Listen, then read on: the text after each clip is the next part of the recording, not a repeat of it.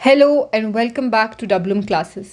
आज की क्लास है जो वो रहने वाली है मैक्रो इकोनॉमिक्स के मैराथन सेशन पे। माइक्रो इकोनॉमिक्स का मैराथन हम ऑलरेडी कंप्लीट कर चुके हैं। मैक्रो इकोनॉमिक्स और पूरे मैराथन सेशन में I told you in that video कि एक टॉपिक जो हमारा है जो बच गया है which was marginal productivity theory and theory of rent by David Ricardo. वो मैंने अलग से रिकॉर्ड करके वो भी अपलोड कर दिया है। Now we were only left with macro economics marathon session. That too macro economics के मैराथन सेशन में देवर दिस टू टॉपिक्स जिनको हमने अभी तक इंडिविजुअल वीडियोज़ में कवर नहीं किया है। देवर इकोनॉमिक रिफॉर्म्स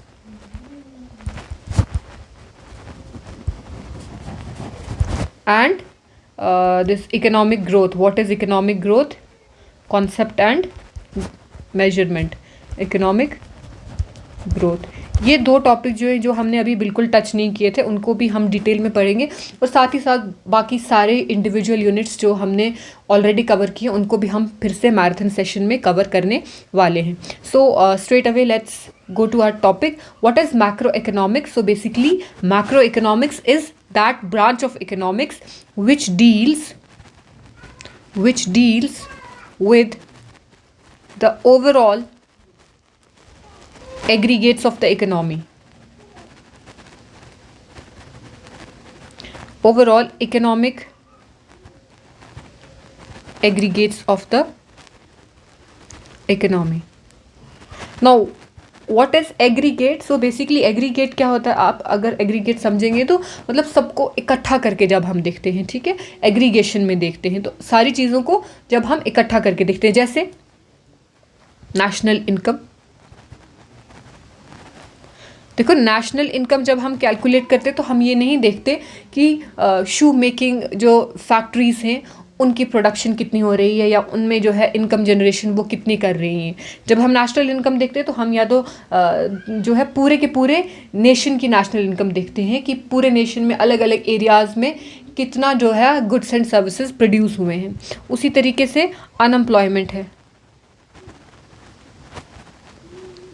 इन्फ्लेशन है,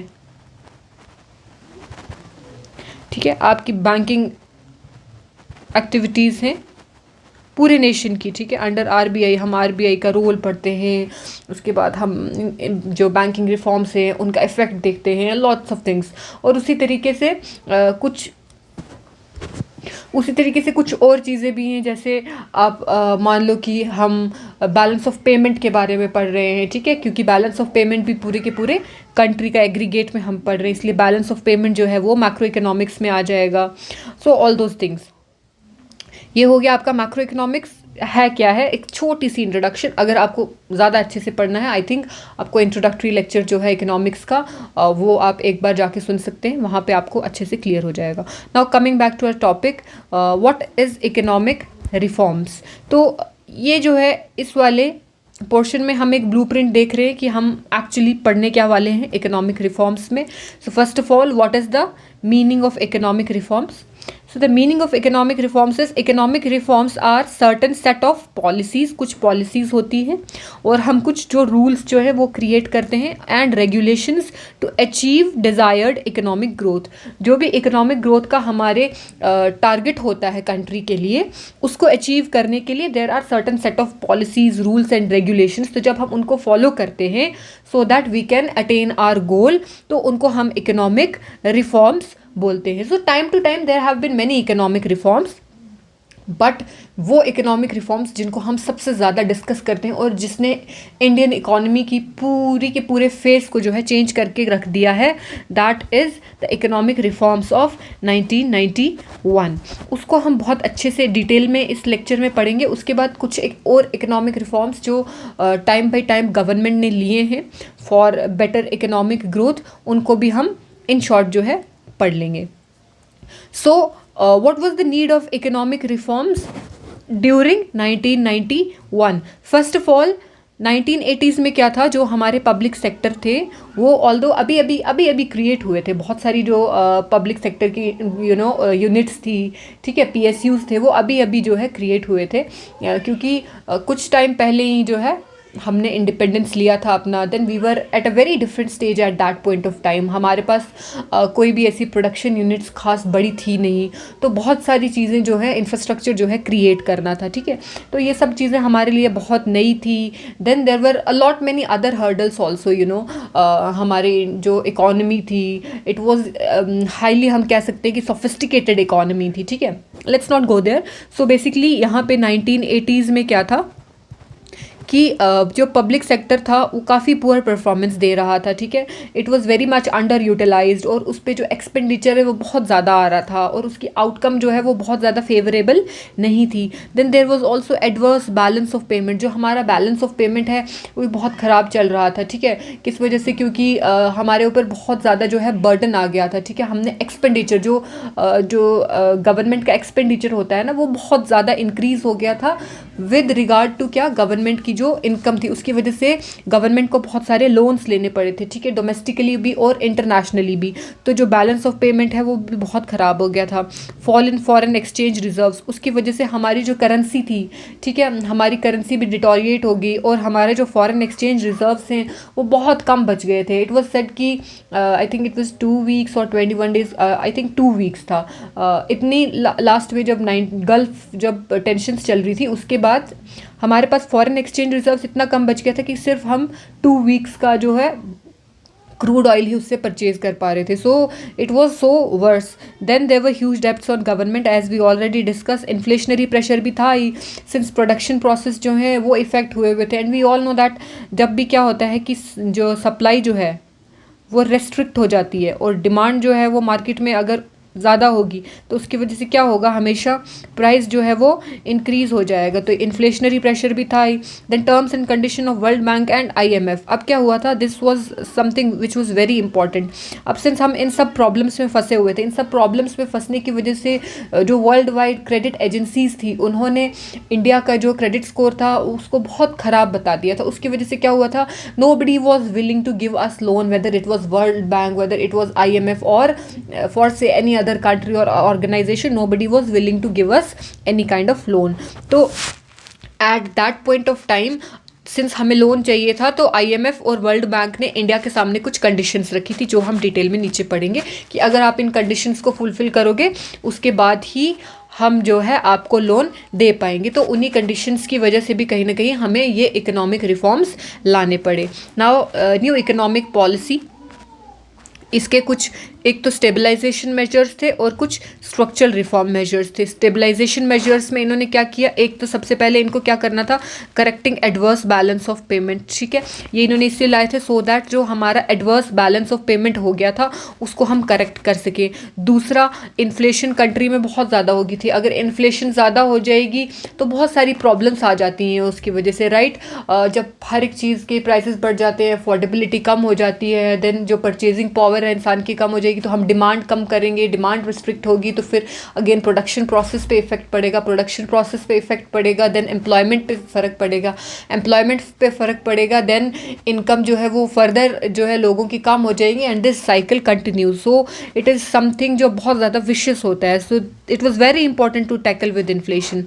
then structural reform measures were that they wanted to improve efficiency within the structure किसका, जो हमारे PSUs है उसमें। Then they wanted to remove the trade restriction. वहाँ जब 1990 से पहले there were a lot of trade restrictions. Why were there trade restrictions? Because we already know इसी ट्रेड की वजह से कहीं ना कहीं हम जो है ब्रिटिशर्स के ट्रैप में फंस गए थे पूरी तरीके से, एंड हमने बहुत मुश्किल से इस वक्त ये 1947 में फ्रीडम अचीव किया था ब्रिटिशर्स से।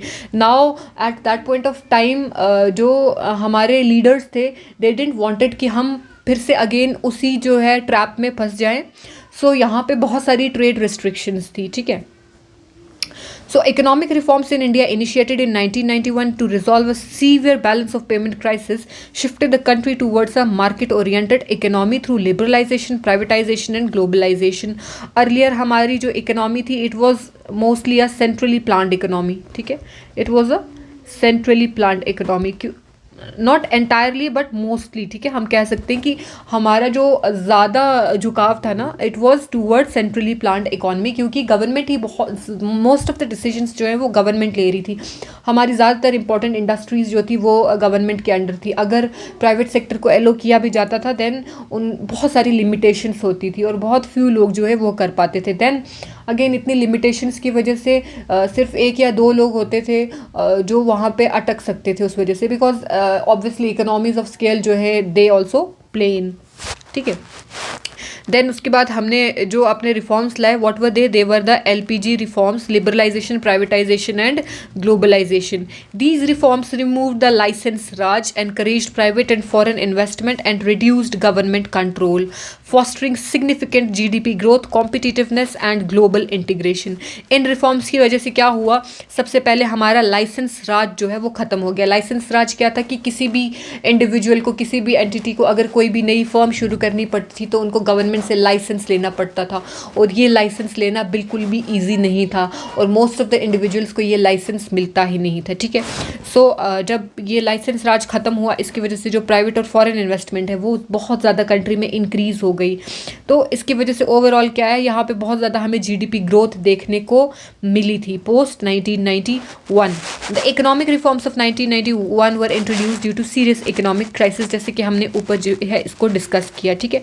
1980s में हमें क्या हुआ था कि इकोनॉमिक ग्रोथ ऑल्दो इंक्रीज हुई थी, लेकिन ये किस स्टेक पे इंक्रीज़ हुई थी कि हमारे बहुत ज़्यादा फिजिकल इम्बैलेंसेस जो है वो इंक्रीज़ हो गए थे। क्यों? क्योंकि गवर्नमेंट ने बहुत ज़्यादा लोन्स ले लिए थे, ठीक है, क्योंकि गवर्नमेंट का एक्सपेंडिचर था जो वो बहुत ज़्यादा हाई था, उसकी इनकम जो है वो कम थी, इनकम जो है गवर्नमेंट की कम थी, लेकिन एक्सपेंडिचर जो है वो बहुत ज़्यादा हो गया था। अब गवर्नमेंट का इस पॉइंट पे एक्सपेंडिचर करना अपनी जगह ज़रूरी था, क्योंकि वो जो है इंफ्रास्ट्रक्चर जो है डेवलप करना चाहते थे। एट दैट टाइम 1980s में बहुत सारी चीज़ें बनी, आपके IITs बने, आपके IIMs बने, उसके बाद बहुत सारे जो है आपके पब्लिक सेक्टर यूनिट्स बने, ठीक है।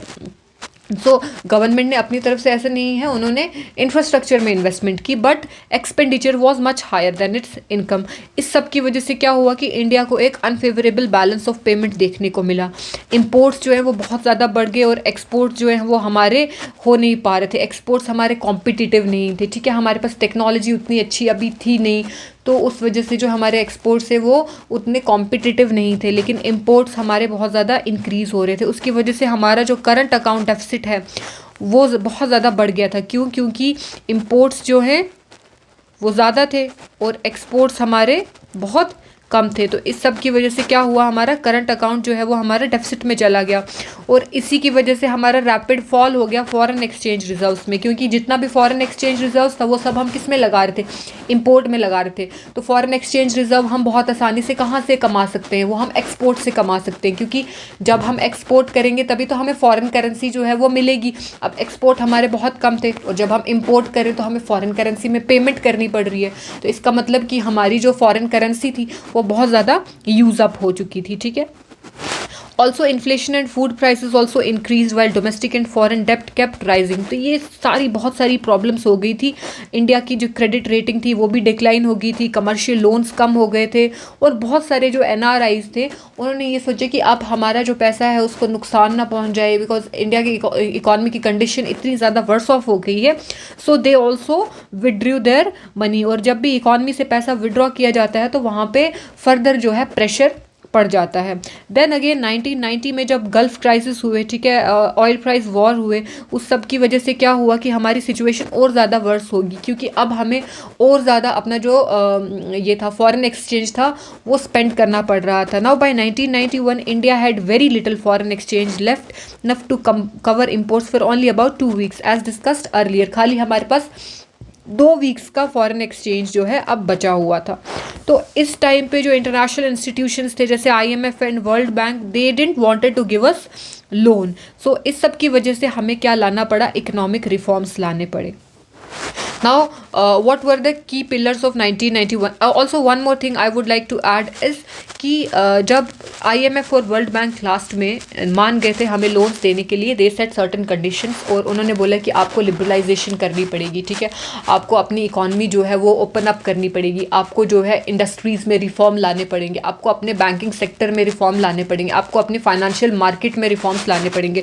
So all this conditions they also had the impact, और ऑलरेडी हमें ये इकोनॉमिक रिफॉर्म लाने की बहुत ज़्यादा ज़रूरत थी, ठीक है. और इन इकोनॉमिक रिफॉर्म्स में बहुत ज़्यादा हाथ किसका था? लेट डॉक्टर मनमोहन सिंह का.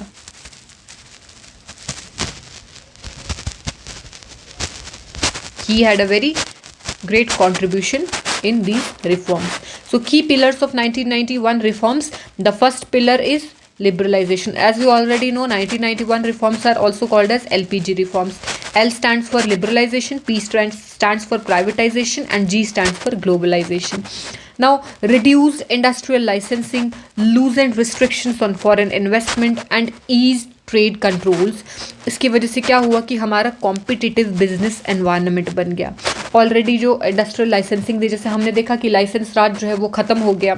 उसके बाद फॉरेन इन्वेस्टमेंट पे भी अब उतने ज़्यादा रिस्ट्रिक्शंस नहीं थे. Foreign companies they were open to come and invest here, ठीक है. तो इस सब की वजह से एक कॉम्पिटिटिव बिजनेस एनवायरनमेंट बन गया. और जब भी कंपटीशन आता है तो जाहिर सी बात है, अगर दो लोगों में कंपटीशन हो रहा है तो वो हमेशा अपना बेस्ट देने की कोशिश करेंगे, और उस बेस्ट में सबका जो है वो भला हो गया.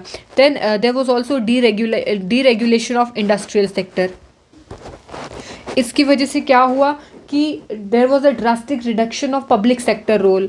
अब पब्लिक सेक्टर का जो है उतना बड़ा रोल नहीं है, प्राइवेट एंटिटीज़ को भी एंट्री जो है वो आसानी से मिल गई थी. ऑल्सो जब इन्होंने डीरेगुलेट किया इंडस्ट्रियल सेक्टर को, तो जो MRTP एक्ट था, MRTP एक्ट, इसको भी जो है एबॉलिश कर दिया गया था. Now what was the MRTP act? MRTP act was the monopoly and restrictive trade practices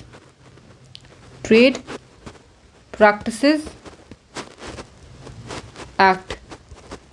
It was also amended so that जो प्रायर इनको अप्रूवल है, इसके हिसाब से क्या होता था, अगर कोई भी इंडस्ट्री है, ठीक है, अगर उसको एक्सपेंशन करनी है अपने प्लांट की, ठीक है, या फिर उसको मर्ज करना है अपनी दो फर्म्स को, या कोई भी और बड़ा डिसीजन लेना है, तो उसके लिए उसको गवर्नमेंट से प्रायर जो है परमिशन लेनी पड़ती थी. तो जब monopoly and restrictive trade practices act को जो है इन्होंने अमेंड किया, तो ये सब चीज़ें जो प्रॉब्लम्स थी वो कम होगी. तो यहाँ पे कहने का मतलब है कि जो इंडस्ट्रीज थी, जो इंडस्ट्रियलिस्ट्स थे, उनको अपनी फर्म के लिए डिसीजंस जो है लेने की अथॉरिटी कहीं ना कहीं जो है वो ज़्यादा मिल गई थी. Then also certain financial sector reforms were also taken. तो फाइनेंशियल सेक्टर रिफॉर्म्स क्या क्या लिए थे हमने? सबसे पहले तो मोस्ट इम्पॉर्टेंट, पहले मैं आपको बताती हूँ कि जो फाइनेंशियल सेक्टर रिफॉर्म्स थे 1991 में, ये हमारी जो नरसिम्हम कमेटी 1 थे ना, उसके अकॉर्डिंग लिए गए थे. Let me add a page here. There are certain things add नहीं हो पा रहा है. सो 1991 में जो फाइनेंशियल रिफॉर्म्स थे, दीज आर वेरी इंपॉर्टेंट. सो इसको हम थोड़ा सा डिस्कस कर लेते हैं. Financial reforms, they were taken on the basis of Narasimham committee 1. Okay,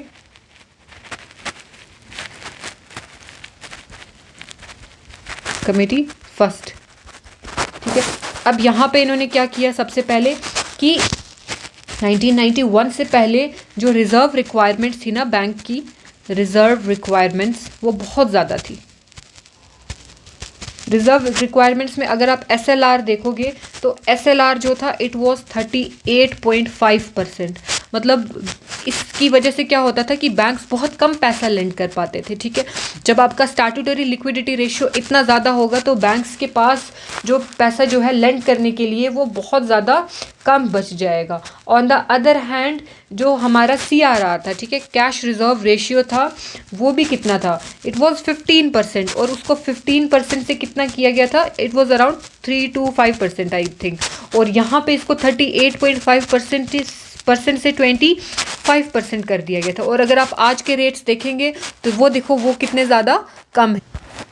currently SLR is around I think 18%, और जो CRR है हमारा इट इज़ 4%। तो ये प्लस और माइनस 1.5 to ऐसे परसेंट ज़्यादा होता है, उससे ज़्यादा जो है बहुत ज़्यादा चेंजेस इसमें RBI जो है अपनी मॉनेटरी पॉलिसी में नहीं लाता है। So it was brought down. इसकी वजह से क्या हुआ कि हमारी जो इन्वेस्टमेंट है वो इंक्रीज़ हो गई बहुत ज़्यादा। उसके बाद अगर बैंकिंग रिफॉर्म्स में हम देखेंगे, इन्होंने क्या किया, बैंकिंग रिफॉर्म्स में इन्होंने इंटरेस्ट रेट डीरेगुलेशन किया, इंटरेस्ट रेट डीरेगुलेशन। तो बेसिकली ये क्या होता है, अर्लियर RBI जो है ये खुद डिसाइड करता था कि कोई कमर्शियल बैंक जो है वो आपको सेविंग्स पे कितना इंटरेस्ट देगा, ठीक है, सेविंग्स पे कितना रेट ऑफ इंटरेस्ट मिलेगा, सेविंग्स रेट, या फिर अगर आपको लोन लेना है, ठीक है, तो उस पे आपको कितना रेट ऑफ इंटरेस्ट जो है वो पे करना पड़ेगा। It was all administered by RBI। तो जब इंटरेस्ट रेट डीरेगुलेशन हुआ, this was done in a phased manner, तो बैंक्स को कहीं ना कहीं ऑटोनॉमी मिल गई कि वो अपने हिसाब से जो है सेविंग्स रेट दें और रेट ऑफ इंटरेस्ट भी सेट करें, सो दैट उनको भी इंसेंटिव मिल जाए कि वो जो है ज़्यादा लेंडिंग करें। जब वो ज़्यादा लेंडिंग करेंगे तो किसी भी इकॉनमी में क्या हो जाएगी, इन्वेस्टमेंट जो है वो बढ़ जाएगी। Then there was also entry of private and foreign banks. इस टाइम में क्या हुआ था कि नए बैंक्स जैसे कि HDFC बैंक, ठीक है, ICICI बैंक, इन सारे बैंक्स को भी अलो किया गया था कि वो भी फाइनेंशियल मार्केट में जो है वो एंटर हो सके, और ज़्यादा जो है लिबरल ब्रांच एक्सपेंशन भी हुई थी फॉर फॉरेन बैंक्स। तो पहले जो है ब्रांच एक्सपेंशन जो है ये भी बहुत ज़्यादा लिमिटेड थी,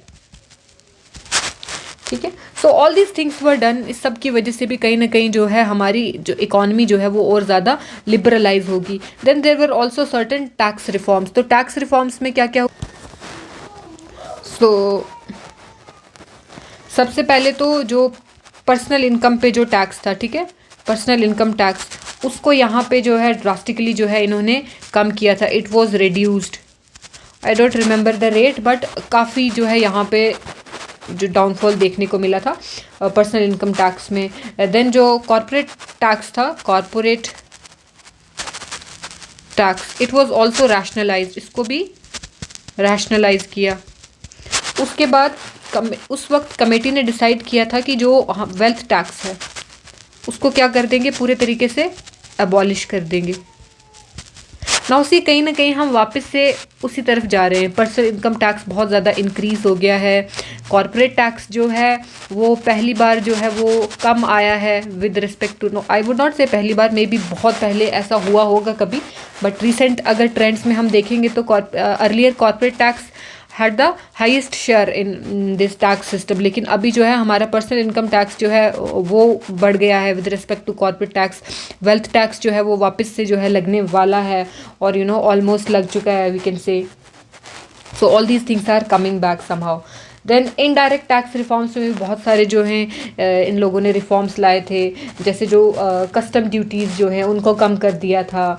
एक्साइज ड्यूटीज़ में जो हैं उसमें इन लोगों ने बहुत सारे रिफॉर्म्स लाए थे। सो all these things were done so that क्या हो सके कि हमारी इकॉनमी में जो है लिबरलाइजेशन हो, कॉम्पिटिटिवनेस ज़्यादा बढ़े, लोग बहुत आसानी से ईज़ ऑफ बिजनेस जो है वो बेहतर हो जाए, ठीक है। देन अगर हम नेक्स्ट पार्ट देखेंगे तो यहाँ पे फॉरेन एक्सचेंज रिफॉर्म्स भी बहुत सारे लाए गए थे।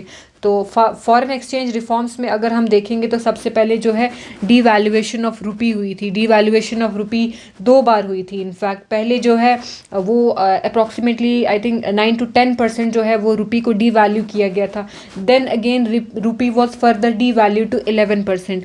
Y was rupee devalue? जब रुपी डीवैल्यू हुआ तो अब हम जो है हमारे एक्सपोर्ट्स जो हैं वो इंक्रीज़ हो जाएंगे, बिकॉज वी ऑलरेडी नो हमारा बैलेंस ऑफ पेमेंट जो है वो एडवर्स हो गया हुआ था। हमारे एक्सपोर्ट्स जो हैं वो बहुत कम थे और इम्पोर्ट्स हमारे क्या थे, ज़्यादा थे।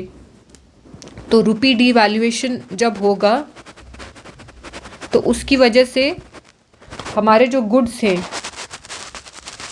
वो ज़्यादा अफोर्डेबल हो जाएंगे मार्केट में, ठीक है। तो अफोर्डेबिलिटी बढ़ेगी तो हमारे एक्सपोर्ट्स जो हैं वो क्या हो जाएंगे, इंक्रीज़ हो जाएंगे। तो यहाँ पे हमने अपनी करेंसी को डीवैल्यू किया।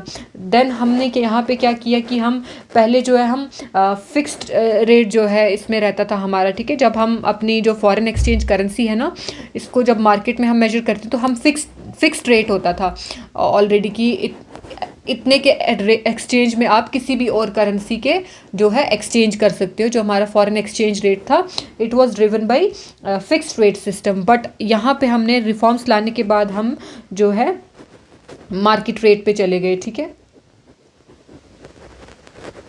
मार्केट रेट हमने अडॉप्ट कर लिया।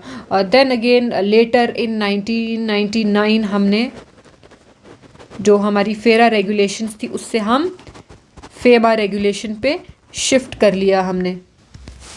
जो फॉरेन एक्सचेंज रेगुलेशन एक्ट था इसमें बहुत सारी रेस्ट्रिक्शंस थी और यहाँ पे जो ऑफेंसेस थे ना उसकी जो पेनल्टी थी वो भी काफ़ी ग्रेव थी, ठीक है। ऑफेंसेस की पेनल्टी जो थी it was considered as criminal offence. लेकिन यहाँ पे जो हमारा फॉरेन एक्सचेंज मैनेजमेंट एक्ट था ये काफ़ी ज़्यादा जो है उस हिसाब से फेरा के हिसाब से जो है लिबरल था। इसकी वजह से जो हम फॉरेन एक्सचेंज जो है उसको ईजिली जो है हम रेगुलेट कर सकते थे, ठीक है। एक्सचेंज करना जो है बहुत आसान हो गया था अब, क्योंकि अर्लियर जो है गवर्नमेंट सोचती थी कि जो हमारा फॉरेन एक्सचेंज है इसको प्रिजर्व करके रखने की ज़रूरत है। सो बाकी इंडिविजुअल्स जो हैं वो इसके साथ छेड़खानी नहीं करना चाहते, तो उस पर बहुत ज़्यादा रेगुलेशंस थी। बट आफ्टर 1999 हम फेरा से फेमा पे शिफ्ट हो गए। Then there were also certain trade and investment reforms. I think इतना लिबरलाइजेशन के लिए आपके लिए काफ़ी है, more than enough. Then comes the privatisation. Privatisation में हमने क्या किया, जो ओनरशिप थी वेरियस पब्लिक सेक्टर अंडरटेकिंग्स की उसको हमने प्राइवेट सेक्टर को दे दी ताकि इनएफिशिएंसीज कम हो जाए। जैसे कि हमने ऑलरेडी डिस्कस किया कि जो PSUs थे उनकी जो परफॉर्मेंस थी वो काफ़ी ज़्यादा पुअर थी। तो अब यहाँ पे इनसे जो है पॉजिटिव इनकम जनरेट करने के लिए हमने क्या किया कि इनकी जो ओनरशिप थी वो शिफ्ट की। वो हमने 2 तरीके से की। एक तो क्या किया हमने डिसइन्वेस्टमेंट की, और दूसरा क्या किया कि ग्रेटर ऑटोनॉमी दे दी PSUs को। जब हम ग्रेटर ऑटोनॉमी देंगे PSUs को तो वो जो है फ्रीली काम कर सकेंगे, और जब वो फ्रीली काम करेंगे तो कहीं ना कहीं वो हो सकता है पॉजिटिव तरीके में जो है उनकी प्रोडक्शन जो है जाने लगे, उनके आउटकम जो है वो पॉजिटिव आने लगे। Now coming to the point, what is disinvestment? What is disinvestment? Disinvestment is when shares of government undertakings are sold to private sector. तो जितने भी हमारे जो पब्लिक सेक्टर एंटरप्राइजेस हैं उनके शेयर्स आप पार्टली अगर उनको जो है सेल कर रहे हो, या फिर 100% डिसइन्वेस्टमेंट ही होती है जिसको हम कंप्लीट प्राइवेटाइजेशन बोलते हैं। किसी में जो है बहुत माइनॉरिटी डिसइन्वेस्टमेंट होती है, ठीक है। सो माइनॉरिटी इन डिसइन्वेस्टमेंट में यूजुअली क्या होता है कि 49% से कम शेयर्स जो हैं वो जो है सेल आउट किए जाते हैं। तो उस केस में जो ओनरशिप रहती है वो तब भी किसके पास रहती है, गवर्नमेंट के पास ही रहती है। सो प्राइवेटाइजेशन में हमने डिसइन्वेस्टमेंट किया and then we also give greater autonomy to PSUs। Then comes globalisation. What is globalisation? Globalisation पे आप सबने बहुत सारे खूब सारे एसेज भी लिखे होंगे। वी ऑल नो बहुत टाइम तक हम अपने स्कूल एजुकेशन सिस्टम में ग्लोबलाइजेशन पढ़ते रहे। सो इसमें बहुत ज़्यादा जाने की ज़रूरत नहीं है। Globalisation is the integration of the Indian economy with the world. उसकी वजह से क्या हुआ कि जो फॉरेन डायरेक्ट इन्वेस्टमेंट थी वो एनकरेज हुई, और जो हमारा इंपोर्ट और एक्सपोर्ट था वो भी बहुत ज़्यादा ईजी हो गया, क्योंकि हम रेस्ट ऑफ द वर्ल्ड के साथ जो है ईजिली कनेक्ट हो गए, ठीक है। मेजर स्ट्रक्चरल चेंज जो है फाइनेंशियल रिफॉर्म्स आए, हमने देखा कि SLR जो है वो कम हो गया, CRR जो है उसको भी कम किया, बैंक्स ने इंटरेस्ट रेट को डीरेगुलेट किया, और जो बैड डेब्ट्स थे उनको जो है उनके लिए जो मैकेनिज्म्स हैं उनकी किस तरीके से हम बैड डेब्ट्स को टैकल कर सकते हैं उनको स्ट्रेंथन कर दिया। Then we also brought certain tax reform, simplified direct and indirect tax. उसके बाद इम्प्लीमेंटेशन ऑफ GST टैक्स जो है वो अभी बहुत लेटर टाइम में हमने लाया है। देन इंडस्ट्रियल पॉलिसी, ठीक है, जो इंडस्ट्रियल लाइसेंसिंग था उसको अबॉलिश कर दिया। सो ऑल दीज थिंग्स, ये हमारे कुछ एक जो है बहुत रीसेंट इकोनॉमिक रिफॉर्म्स हैं। जैसे आपका जो है गुड्स एंड सर्विसेज टैक्स आ गया, इट वाज इम्प्लीमेंटेड इन 2017। ये किस लिए किया था? ताकि हम अपनी जो टैक्सेशन है उसको स्ट्रीमलाइन कर सकें। उसके बाद अभी 2025 में भी हमने देखा कि GST में और ज़्यादा इंट्रोडक्शन हुई। अब हम जो है अपने सिंप्लीफाइड 2 स्लैब स्ट्रक्चर में आ गए हैं। 2 स्लैब स्ट्रक्चर में क्या है, 15 और 18% वाला जो स्लैब था उसको मर्ज कर दिया है। अब 18% में now we have just 2 tax slabs, 5% और 18%। ठीक है, मोस्ट ऑफ द जो गुड्स हैं वो 5% और 18% में ही है। ऑल्सो आपको याद रखनी, यू शुड ऑल्सो रिमेंबर कि अब एक सिन और लग्जरी रेट भी है। सो जो आपकी या तो बहुत लग्जरियस चीज़ें हैं या फिर वो चीज़ें which are not good for health, उनको हमने सिन या लग्जरी रेट में रखा है, अकॉर्डिंग टू विच उस पर 40% स्लैब में जो है वो आ जाएंगे, 40% GST जो है इन पे लगेगा। ठीक है, so digitalisation and ease of doing business जो है इसको भी हमने इंट्रोड्यूस किया है। So all these are what, economic reforms. National single window system to simplify business compliance rules को भी इजी बना दिया है। देन लेबर रिफॉर्म्स हुए हैं बहुत सारे, मल्टीपल लेबर लॉज को जो है मर्ज किया है, और जो है उनको कोर्ट्स में जो है इन लोगों ने क्या कर दिया है, इंक्लूड कर दिया है, सो दैट जो वर्कर सेफ्टी है उसको इम्प्रूव किया जाए। जब वर्कर सेफ्टी इंक्रीज़ होगी तो उसकी वजह से एफिशिएंसी इंक्रीज़ होगी, और ईज़ ऑफ डूइंग बिजनेस जो है वो भी बहुत ज़्यादा इम्प्रूव हो जाएगा। बैंकिंग रिफॉर्म्स जो हैं वो लाए गए हैं, जैसे जो सरफेसी एक्ट जो है वो लाया गया है, सो दैट जो बैंक लोन रिकवरी है वो जो है इम्प्रूव हो सके, जो इन्वेस्टर्स हैं उनको एक बूस्ट मिल सके। इन सब रिफॉर्म्स की वजह से हमें क्या मिला है, एक अच्छी अमाउंट ऑफ इकोनॉमिक ग्रोथ मिली है। लेकिन वी ऑल्सो नो कि हर एक चीज़ का एक नेगेटिव साइड भी होता है। वी ऑल्सो हैव चैलेंजेस इसके साथ साथ, बिकॉज हमें पता है कि इस वक्त में हम देखेंगे कि इनकम इनइक्वालिटी जो है वो कहीं ना कहीं वो भी ज़्यादा बढ़ रही है, और उसी के साथ इन सब रिफॉर्म्स की वजह से कहीं ना कहीं इन्वायरमेंटल कंसर्न्स जो हैं वो भी इंक्रीज़ हो रहे हैं। Although we are still taking steps inequality को भी कम करने के लिए, और जो हमारे इन्वायरमेंटल कंसर्न्स हैं उनको भी टैकल करने के लिए we are taking a lot of steps, things are changing. Economic growth occurs in response to a rise in production of capital goods, technology or human capital, and it generally corresponds with a increase in national income. Economic growth किसकी वजह से होती है? जब भी क्या होता है कि जो capital goods हैं उनकी production जो है increase होती है। यह हमारी सेकेंड यूनिट है अब, इकोनॉमिक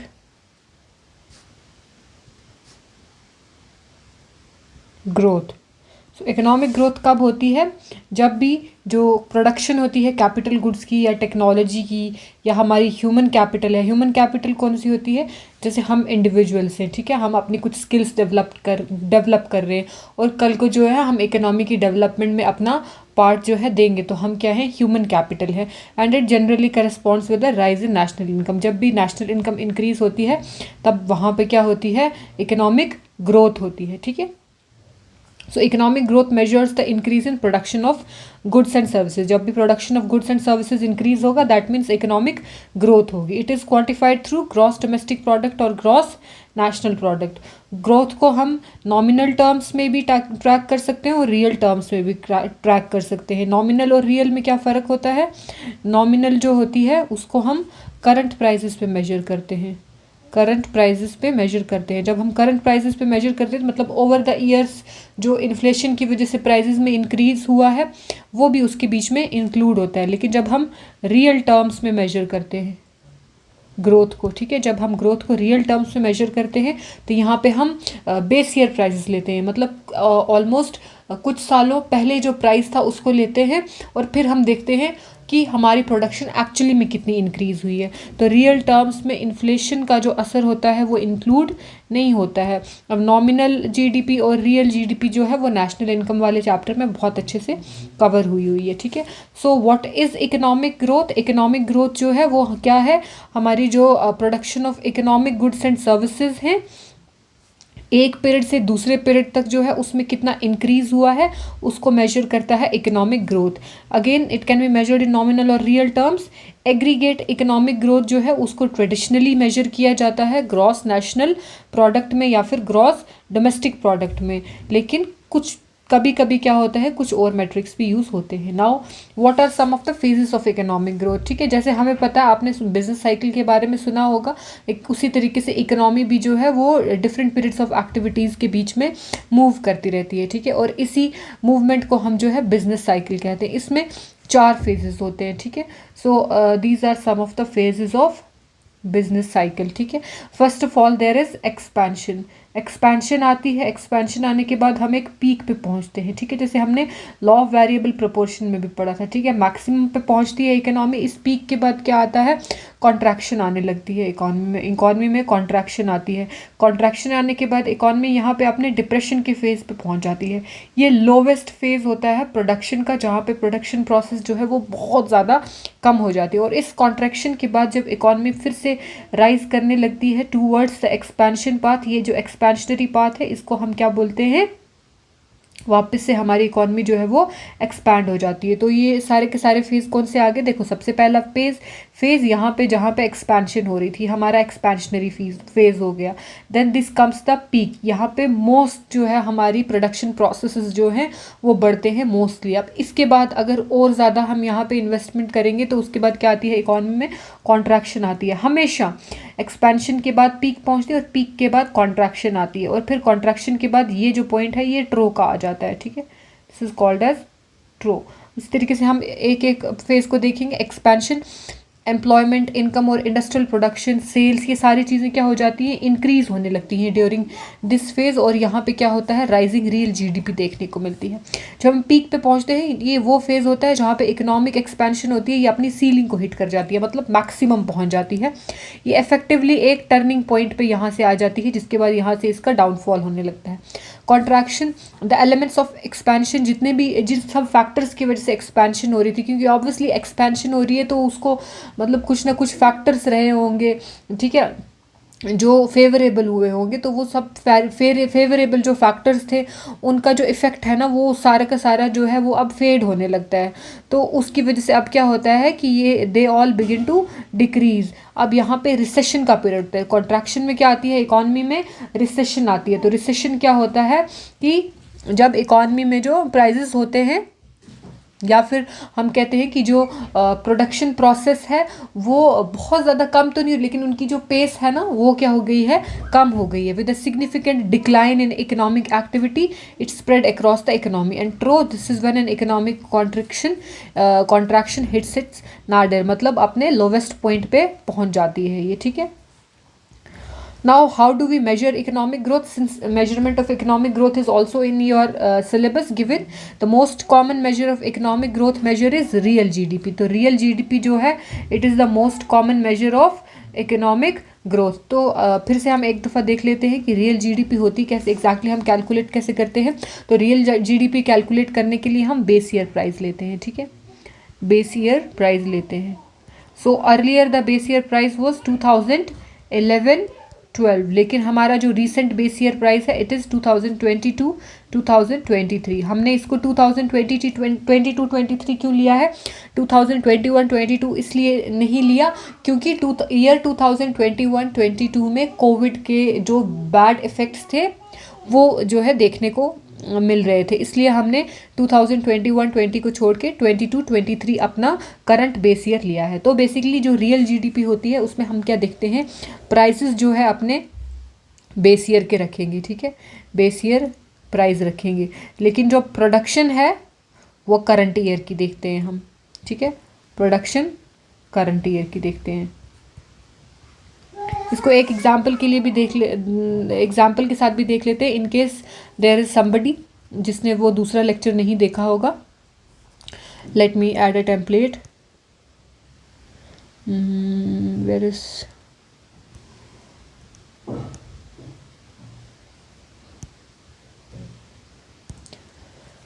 सो लेट्स से कि हमारा बेस ईयर है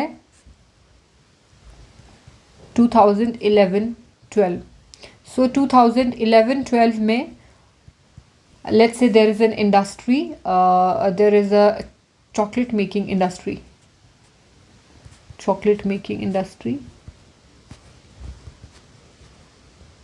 जो कि let's say डेयरी मिल्क की है। तो आई रिमेंबर जब वी वर सो स्मॉल, तब डेयरी मिल्क जो है वो कितने की मिलती थी हमें, 10 रुपीज़ की मिलती थी। अभी वो 20 रुपीज़ की मिल रही है, ठीक है, जिस वाली की मैं बात कर रही हूँ। सो बेस ईयर में अगर हम देखेंगे, बेस ईयर का प्राइस हमारा क्या है, डेयरी मिल्क का 10 रुपीज़ है। सो बेस ईयर में डेयरी मिल्क की प्रोडक्शन हो रही थी। हम पूरी की पूरी इकॉनमी में अभी सोच के चल रहे हैं कि एक ही जो है गुड है उसकी प्रोडक्शन हो रही है, वही गुड है, वही सर्विस है, ठीक है, हमारी एग्जाम्पल में। सो 10 रुपीज़ के हिसाब से यहाँ पे कितने यूनिट्स प्रोड्यूस हो रहे थे, लेट्स से 10,000 यूनिट्स जो है प्रोड्यूस हो रहे थे, 10,000 यूनिट्स प्रोड्यूस हो रहे थे और उनका अमाउंट था 10 रुपीज़। तो यहाँ पे आपका जो उस वक्त जीडीपी था हमारा वो कितना था, it was 1 lakh rupees. Okay, 1 lakh rupees था, जो है 1 लाख रुपीज़ थी हमारी जीडीपी थी, total 1 lakh. Now let's say कि प्रेजेंट ईयर में 2026 में ये जो प्रोडक्शन प्रोसेस है ये 10,000 से कितना हो गया है, 20,000 हो गया है। How much it is, 20,000 unit. लेकिन हम यहाँ पे सिंस रियल जीडीपी कैलकुलेट कर रहे हैं, नॉमिनल जीडीपी, अगर हमें नॉमिनल जीडीपी कैलकुलेट करनी पड़ेगी, हम नॉमिनल जीडीपी भी कैलकुलेट करते हैं और रियल जीडीपी भी। अगर हमें रियल देखनी होगी तो रियल में हम क्या करेंगे, 20,000 यूनिट्स प्रोड्यूस हो रही हैं, लेकिन हम प्राइस कौन सा रखेंगे, 2011-12 का, विच इज़ 10 रुपीज़। तो उसके हिसाब से ये कितना हो जाएगा, हमारा अमाउंट 2 लाख रुपीज़ हो जाएगा। लेकिन अगर हम नॉमिनल जीडीपी देखेंगे तो यहाँ पे हम क्या करेंगे, 20,000 इंटू प्राइस कितना है हमारा 20 rupees, then that will make it 4 lakh rupees. तो देखो आप, नॉमिनल जीडीपी भी और रियल जीडीपी में कितना फ़र्क आ गया। And this entire difference is only because of the change in price and not in the change in quantity. तो आप देखो कि ये ऑलमोस्ट डबल हो गया है। इसलिए जब भी हम इकोनॉमिक ग्रोथ देख रहे हैं, सिंस इकोनॉमिक ग्रोथ में हम क्या देखते हैं कि प्रोडक्शन कितनी इंक्रीज हो रही है, तो हम उसको रियल टर्म्स में देखते हैं, ठीक है।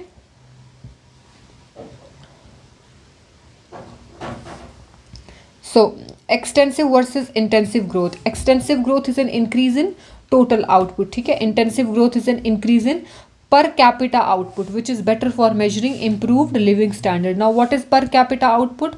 Per capita output is per capita output. Per capita output हम measure करते हैं कि एक इकोनॉमी में पर पर्सन हम देखेंगे, जितनी भी उस इकोनॉमी में पूरी पॉपुलेशन है लोगों की, पर पर्सन उसका प्रोडक्शन प्रोसेस में क्या कंट्रीब्यूशन है, प्रोडक्शन प्रोसेस उसको कितनी इनकम मिल रही है, तो वो हमें बता देगा कि पर कैपिटा इनकम, या फिर अगर हम प्रोडक्शन के हिसाब से देखेंगे तो पर कैपिटा आउटपुट क्या है, कि हर एक इंडिविजुअल का कितना कंट्रीब्यूशन है in the production process. So intensive growth अगर हम देखेंगे तो ये क्या हमें बताता है, एक बेटर मेजर है, बिकॉज ये हमें एक्चुअली में जो लोगों का लिविंग स्टैंडर्ड है उसके बारे में बताता है। It is it very much inclusive of the inequalities, ठीक है। Economic development is measured through a combination of economic growth and, more importantly, improvements in quality of life, including literacy rates, life expectancy, poverty reduction और income equality। ये हमें ज़्यादा क्या बताती है कि स्ट्रक्चरल चेंजेस भी कितने हुए हैं इकॉनमी में, खाली इंक्रीज्ड आउटपुट के बारे में नहीं बताती है। तो इकोनॉमिक डेवलपमेंट खाली जो है हमारे जो इंक्रीज़ इन प्रोडक्शन है उसको डिपिक्ट नहीं करती है, मेजरली डिपिक्ट करती है हमारी प्रोडक्शन इंक्रीज़ को, लेकिन उसके साथ साथ हमारे जो स्ट्रक्चरल चेंजेस हैं उनको भी मेजर करती है, ठीक है। की measurement tools and indicators used for economic growth. First one is the Human Development Index. Human Development Index which was given by UNDP. So जो हमारा Human Development Index है given by UNDP, ये basically क्या करता है, ये major करता है हमारी लॉन्ग टर्म प्रोग्रेस 3 की डायमेंशंस में, 3 की डायमेंशंस को मेजर करता है। 3 की डायमेंशंस में हमने कितना इम्प्रूव किया है वो देखता है। और वो 3 की डायमेंशंस कौन कौन से हैं? सबसे पहला आ गया a long and healthy life, मतलब लाइफ एक्सपेक्टेंसी आपकी कितनी है, life expectancy in terms of longevity. Then access to knowledge या फिर एजुकेशन, एक्सेस टू नॉलेज, उसमें आपका स्कूलिंग जो है वो अकाउंट में आ जाता है, ठीक है, कि कितने ईयर्स ऑफ स्कूलिंग है। फिर उसके बाद जो है standard of living, standard of living मतलब पर कैपिटा इनकम जो है आपकी किसी भी कंट्री की कितनी है। इन हर एक मतलब जितनी भी कंट्रीज़ जो है जिनकी HDI जो है मेजर होता है, इन तीनों एग्रीगेट्स को देख के then those countries are placed under the HDI कि उनका इंडेक्स जो है वो कितना है, ठीक है। सो HDI इंडिया का जो 2022 में हमारा HDI का इंडेक्स आया, उसके हिसाब से हमारा जो HDI था इट वाज 0.644। ये बेसिकली 0 to 1 की रेंज में मेजर करता है, ठीक है, कि आपका डेवलपमेंट इंडेक्स कितना है, ह्यूमन डेवलपमेंट इंडेक्स कितना है। इंडिया का आया था 0.644, जिसमें टोटल 193 कंट्रीज़ का जो है HDI इंडेक्स जो है हम क्या करते हैं, मेजर करते हैं। उसमें इंडिया का रैंक था 134 रैंक था इंडिया का, 134 रैंक। तो इसके हिसाब से इंडिया जो है इसको मीडियम डेवलपमेंट जो है कैटेगरी में रखा गया था, ठीक है। अच्छा हाँ, एक और चीज़, जो एक्सेस टू नॉलेज है ना, इसमें हम क्या देखते हैं, मीन ईयर्स ऑफ स्कूलिंग, की कितने साल जो है स्कूलिंग हुई है किसी भी कंट्री में बच्चों की, ठीक है। दूसरा इसमें लाइफ एक्सपेक्टेंसी में तो लाइफ एक्सपेक्टेंसी एट बर्थ जो है वो हम मेजर करते हैं, ठीक है। और स्टैंडर्ड ऑफ लिविंग में हम क्या देखते हैं, पर कैपिटा इनकम देखते हैं। देन पर कैपिटा इनकम, इसको हमने ऑलरेडी डिस्कस किया। पर कैपिटा इनकम क्या है, ये मेजर करता है एवरेज इकोनॉमिक इनकम पर पर्सन की। किसी भी कंट्री में अगर इतनी पॉपुलेशन है, उसकी टोटल हम देखेंगे उसकी नेशनल इनकम क्या है, फिर हम उसकी नेशनल इनकम के हिसाब से जो है एवरेज निकाल लेंगे, तो वो हमें बता देगा कि पर कैपिटा इनकम कितना है। It is often adjusted for purchasing power parity, लेकिन हम इसको परचेजिंग पावर पैरिटी के कॉन्सेप्ट में मेजर करके देखते हैं, ताकि जो cost of living difference different countries में, क्योंकि ऑलरेडी आपको पता है कि अलग अलग कंट्रीज़ में जो कॉस्ट ऑफ लिविंग है वो डिफरेंट होती है। मान लो अगर आपको यहाँ पे कोई चीज़ जो है, लेट्स से आपको यहाँ पे 100 रुपीज़ में केजी एप्पल्स आराम से मिल जाएंगे। सो 100 rupees KG is around and around मतलब $1 1 US डॉलर। लेकिन आप देखो 1 US डॉलर में आपको 1 kg ऑफ एप्पल्स मुश्किल ही मिलेंगे, ठीक है। So it's obviously because of cost differences. So ताकि ये जो कॉस्ट ऑफ लिविंग डिफरेंसेस बीच में ना आए, इसलिए हम पर कैपिटा इनकम जब डिफरेंट कंट्रीज़ की मेजर करते हैं, हम उसको परचेजिंग पावर पैरिटी के कॉन्सेप्ट में मेजर करते हैं। Then quality of life index मतलब PQLI जो है, उसको भी यूज़ किया जाता है फॉर मेजरिंग इकोनॉमिक ग्रोथ। तो जो PQLI है,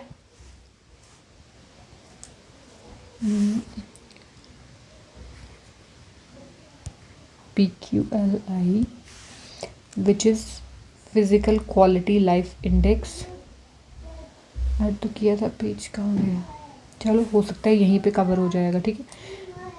PQLI is physical quality life index. तो ये क्या है, इसमें भी हम क्या करते हैं, 3 सोशल इंडिकेटर्स जो हैं उनको हम इक्वली क्या करते हैं, स्कोर करते हैं। सबसे पहले क्या होता है, इसमें बेसिक लिटरेसी रेट हम देखते हैं कि किसी भी कंट्री में लिटरेसी रेट जो है वो कितना है, ठीक है। इसमें यूजुअली 15+ जो पॉपुलेशन है ना, उसका लिटरेसी रेट देखते हैं। Then we see the infant mortality rate, किसी भी कंट्री में इन्फेंट मोर्टिलिटी रेट कितना है। इन्फेंट मोर्टेलिटी रेट क्या होता है कि एट बर्थ जो है कितने बच्चे जो हैं लाइव बर्थ हो रहे हैं, या फिर उन 1000 में से कितने बच्चे जो हैं वो स्टिल बोर्न हो रहे हैं, ठीक है। Then life expectancy at age 1, life expectancy at age 1, ठीक है। देखो जैसे HDI में होता है, HDI यूज़ करता है लाइफ एक्सपेक्टेंसी एट बर्थ, लेकिन जो PQLI है, PQLI मेजर करता है लाइफ एक्सपेक्टेंसी एट एज 1। दिखता है कि कितने सालों तक जो है, एक पहले तो जो फर्स्ट साल है ना सर्वाइव करना, दैट इज़ वेरी इंपॉर्टेंट। जब एक इंसान एज 1 तक पहुंच जाएगा तो उसके बाद क्या प्रोबेबिलिटी है कि एक इंसान की एवरेज एज जो है किसी भी कंट्री में कितनी होगी, ठीक है। So then comes gender related development index. Recently हम जो है जेंडर रिलेटेड डेवलपमेंट इंडेक्स भी देखने लगे हैं, ताकि क्योंकि यू ऑल नो कि आजकल जेंडर इक्वालिटी की बहुत ज़्यादा बात हो रही है, क्योंकि because for lots of years there have been a greater gender disparities, ठीक है। तो उस सब को कम करने के लिए कहीं ना कहीं बहुत सारे स्टेप्स जो है लिए जा रहे हैं। तो इसलिए जो जेंडर रिलेटेड डेवलपमेंट इंडेक्स है वो भी अभी देखा जाता है एज अ पार्ट ऑफ, वो भी हमें बताते हैं कि किसी कंट्री में कितनी इकोनॉमिक ग्रोथ हो रही है। बिकॉज ऑब्वियसली बाकी सब चीज़ों को आप साइड छोड़ के देखो, लेट्स से कोई भी कंट्री है, ठीक है, वहाँ पे अराउंड अगर 50% आर वुमेन, ठीक है। अब ये 50% of women if they are expected or they are simply not giving their part in the economic activities, तो आप सोचो कि उस कंट्री की रियल डेवलपमेंट कैसे हो पाएगी। Although there are different issues also कि देन जब भी वी आर सीइंग कि आज मॉडर्न टाइम में जब women are also engaging in the this economic activities by moving out of their houses, तो कहीं ना कहीं हमारा जो हाउस होल्ड स्ट्रक्चर है वो चेंज हो रहा है। But it is meant to change, because जब हम बाकी सब चीज़ों में मॉडर्नाइज हो रहे हैं, देन वाई नॉट दिस, यहाँ पे हमारी वो पेट्रियार्कल सोच जो है वो क्यों आ जाती है। बाकी सब चीज़ों में तो हम नहीं सोचते हैं कि इसके क्या नुकसान है, इसके क्या नुकसान है, AC के क्या नुकसान होंगे, आपका जो बाकी मॉडर्न लाइफस्टाइल है उस सब का क्या नुकसान होगा, बट यहाँ पे हमें वो सब चीज़ें याद आ जाती हैं। So this was about economic growth. Now quickly let's move on to our next topic, which is capital economy versus planned economy. So what is capital economy? So सबसे पहले most simple term में capital economy is where जहाँ पे free market जो है वो rule करती है। मतलब यहाँ पे गवर्नमेंट का ज़ीरो इंटरवेंशन होता है। जो प्राइजेज़ हैं आपके या फिर डिमांड एंड सप्लाई कितनी होगी वो सब मार्केट फोर्सेस जो है वो डिसाइड करती हैं। Capital economy versus plant economy पे बहुत छोटा सा मेरा वीडियो है, आई थिंक वो काफ़ी डिटेल्ड वीडियो है। अगर आपको लगे कि यहाँ पे अच्छे से समझ नहीं आ रही है आपको, या फिर बहुत और ज़्यादा डीपली समझना है, तो आप यू कैन गो बैक और आप कभी भी वो वीडियो जो है वापस से आप देख सकते हैं। सो कैपिटलिस्ट इकॉनमी जो है वो प्राइवेट ओनरशिप पे रिलाई करती है। वहाँ पे ज़्यादा जो है ओनरशिप जो है वो सारी की सारी प्राइवेट होती है। देन सारे डिसीजंस जो हैं वो मार्केट फोर्सेस जो सप्लाई और डिमांड के हैं उसकी वजह से होता है। सो कैपिटलिस्ट इकॉनमीज़ जो होती हैं दे आर प्रॉफिट ड्रिवन, ठीक है। वहाँ पे उनका जो सबसे बड़ा मोटिव होता है वो क्या होता है, प्रॉफिट मोटिव होता है, ठीक है। ऑन द अदर हैंड जो हमारी प्लांट इकॉनमीज़ होती हैं, प्लांट इकॉनमीज़ जिनको हम कमांड इकॉनमीज़ भी बोलते हैं, यहाँ पे गवर्नमेंट कंट्रोल बहुत ज़्यादा होता है। या तो ये एंटायरली गवर्नमेंट कंट्रोल होती हैं या फिर they are mostly leaned on to government control over resources. Production targets भी गवर्नमेंट सेट करती है और प्राइजेस का भी काफ़ी कंट्रोल जो है वो गवर्नमेंट के पास रहता है। नाउ कैपिटलिज्म में क्या होता है कि कैपिटलिज्म जो है वो एफिशिएंसी पे जो है वो बिलीव करती है। वो चाहते हैं कि कोई भी जो आपकी फैक्टर इनपुट है उसको मोस्ट एफिशिएंट तरीके में जो है यूज़ करना चाहिए, बाकी उनको कोई लेना देना नहीं है, ठीक है। एंड इनोवेशन, उसी के साथ साथ वो जो है इनोवेशन को भी साथ लेकर चलते हैं। लेकिन जो प्लांट सिस्टम होते हैं, प्लांट सिस्टम का जो मेन फोकस रहता है वो क्या रहता है, इक्विटेबल डिस्ट्रीब्यूशन पे रहता है कि सारे के सारे जो इंडिविजुअल्स हैं उन सब के पास जो है वेलफेयर पहुंचना चाहिए। और ये क्या होते हैं, स्टेट ड्रिवन स्टेबिलिटी जो है लाते हैं। मतलब जो इकॉनमी में जो स्टेबिलिटी अगर लाएगी तो वो कौन लाएगा, स्टेट लाएगा, मतलब गवर्नमेंट इंटरवेंशन से ही आएगी। नाउ कैपिटलिस्ट इकोनॉमी में जो ओनरशिप होती है रिसोर्सेज की वो किसके पास होती है, प्राइवेट इंडिविजुअल्स की होती है, और जो बिजनेसेस होते हैं वही जो है सारे रिसोर्सेज को ओन करते हैं, ठीक है। फैक्ट्रीज, लैंड होगी, कैपिटल होगी आपकी। जो डिसीजंस होते हैं वो कौन लेता है, decision is derived bye producers and consumers, ठीक है। कितना प्रोड्यूस करना है, क्या प्रोड्यूस करना है, किसके लिए प्रोड्यूस करना है, this all depends on producers and consumers. Consumers क्या डिमांड कर रहे हैं वही चीज़ ज़्यादा प्रोड्यूसर्स प्रोड्यूस करेंगे। Now what is the main motive behind production is the pursuit of profit. जहाँ पे उनको प्रॉफिट मिलेगा वहाँ पे प्रोडक्शन क्या हो जाएगी, ज़्यादा हो जाएगी। यहाँ पे क्या होता है, बहुत ज़्यादा कंपटीशन होता है, हाई लेवल्स ऑफ कंपटीशन होते हैं, जिसकी वजह से एफिशिएंसी और इनोवेशन जो है वो क्या होती है, ड्राइव होती है, ठीक है। तो जहाँ पे भी कंपटीशन होता है वहाँ पे एफिशिएंसी जो है हमेशा इंक्रीज होती है, क्योंकि हर कोई अपना बेस्ट देना चाहता है सो दैट वो दूसरे से बेटर कर पाए। और वहाँ पे ही जहाँ पे अपना बेस्ट देना चाहेगा कोई इंसान, वहाँ पे इनोवेशन का स्कोप भी आ जाता है ना। What are the advantages of capitalist economy, यहाँ पे रैपिड ग्रोथ रहती है, कंज्यूमर चॉइस का जो है ज़्यादा इसको क्या कह सकते हैं हम कि इम्पोर्टेंस दी जाती है, और यहाँ पे हमेशा it is driven by high innovation because people always want to do more and more better, ठीक है। डिसएडवांटेजेस के क्या है कि यहाँ पे there is a risk of high inequality, क्योंकि जिनके पास अपॉर्चुनिटीज़ ज़्यादा हैं वो में भी बहुत बेटर कर पाएंगे, ठीक है। देन वेल्थ कंसंट्रेशन जो हो जाती है, बिकॉज इनइक्वालिटी है तो wealth concentration will be in few hands, and also there are potential risk for market failure. Market failure क्या होता है कि रिसोर्स की डिस्ट्रीब्यूशन जो है वो प्रॉपरली नहीं हो पाती है, ठीक है।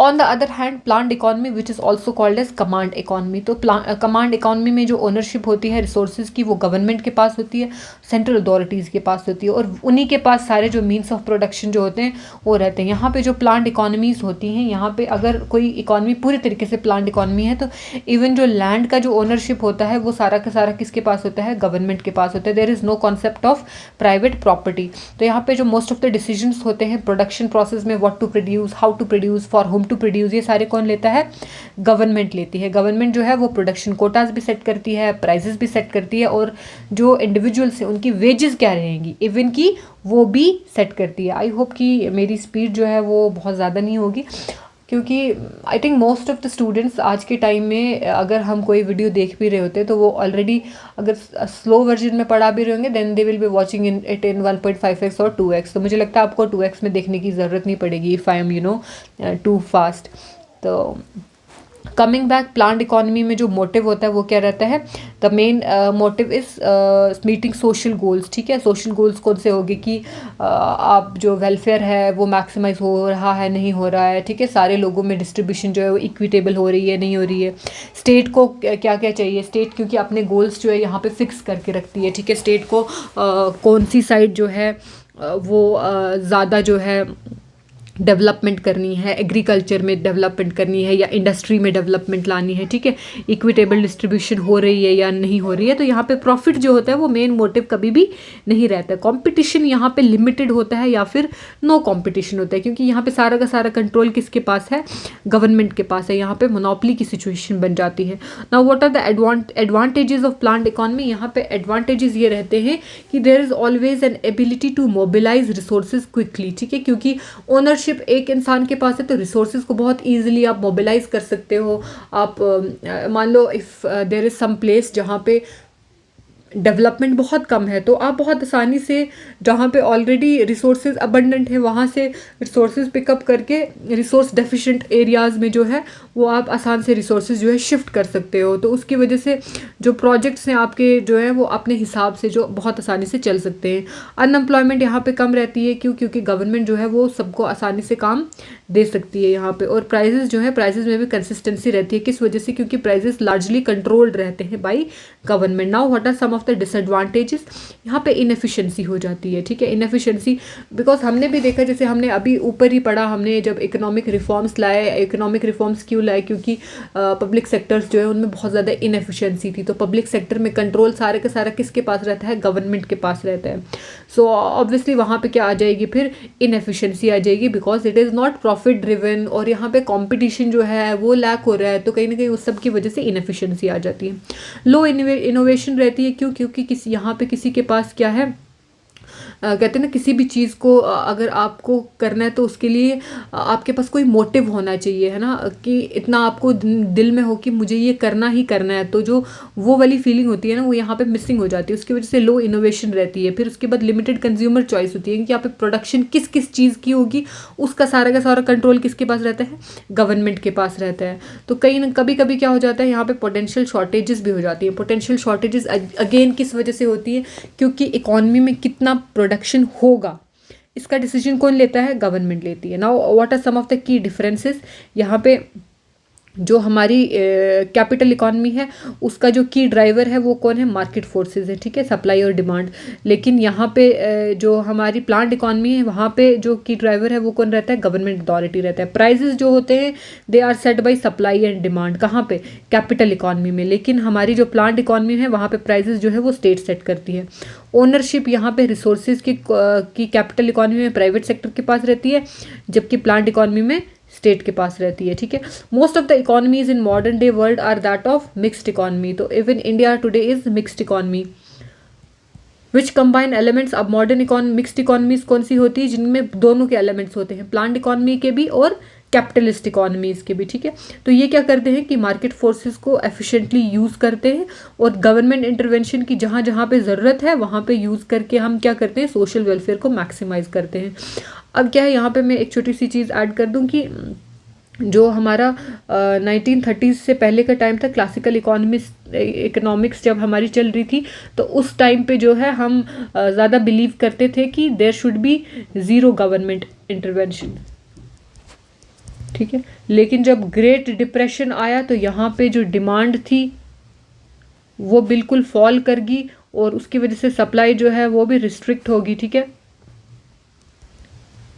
Nobody was actually ready to spend, unemployment बहुत ज़्यादा हाई होगी। तो इस वक्त पे क्या हुआ कि ज़रूरी हो गया, लाजमी हो गया कि गवर्नमेंट जो है वो अपने इंटरवेंशन करे, बहुत सारी पॉलिसीज़ लाए सो दैट एक्सपेंडिचर को जो है बढ़ावा दे सके, जिसकी वजह से डिमांड आए इकॉनमी में। जब डिमांड, ऑब्वियसली डिमांड जब होगी मार्केट में तभी प्रोडक्शन जो है वो बढ़ेगी। तो 1930s के बाद जो है गवर्नमेंट इंटरवेंशन जो है वो नेसेसरी होगी। इसलिए most of the modern economies जो है वहाँ पे गवर्नमेंट इंटरवेंशन जो है वो लिमिटेड ही चाहे रहती है, लेकिन there is always government intervention to prevent from such problems, ठीक है। Now what is a developing economy, ये तो हमने देखा। अब डेवलपिंग इकोनॉमी क्या होती है, डेवलपिंग इकोनॉमी जिसको हम अंडर डेवलप्ड या फिर लेस डेवलप्ड इकोनॉमी भी कहते हैं, it is characterised by human development, by a low human development index. ये हम क्यों पढ़ रहे हैं, क्योंकि आपका नेक्स्ट टॉपिक क्या है, characteristics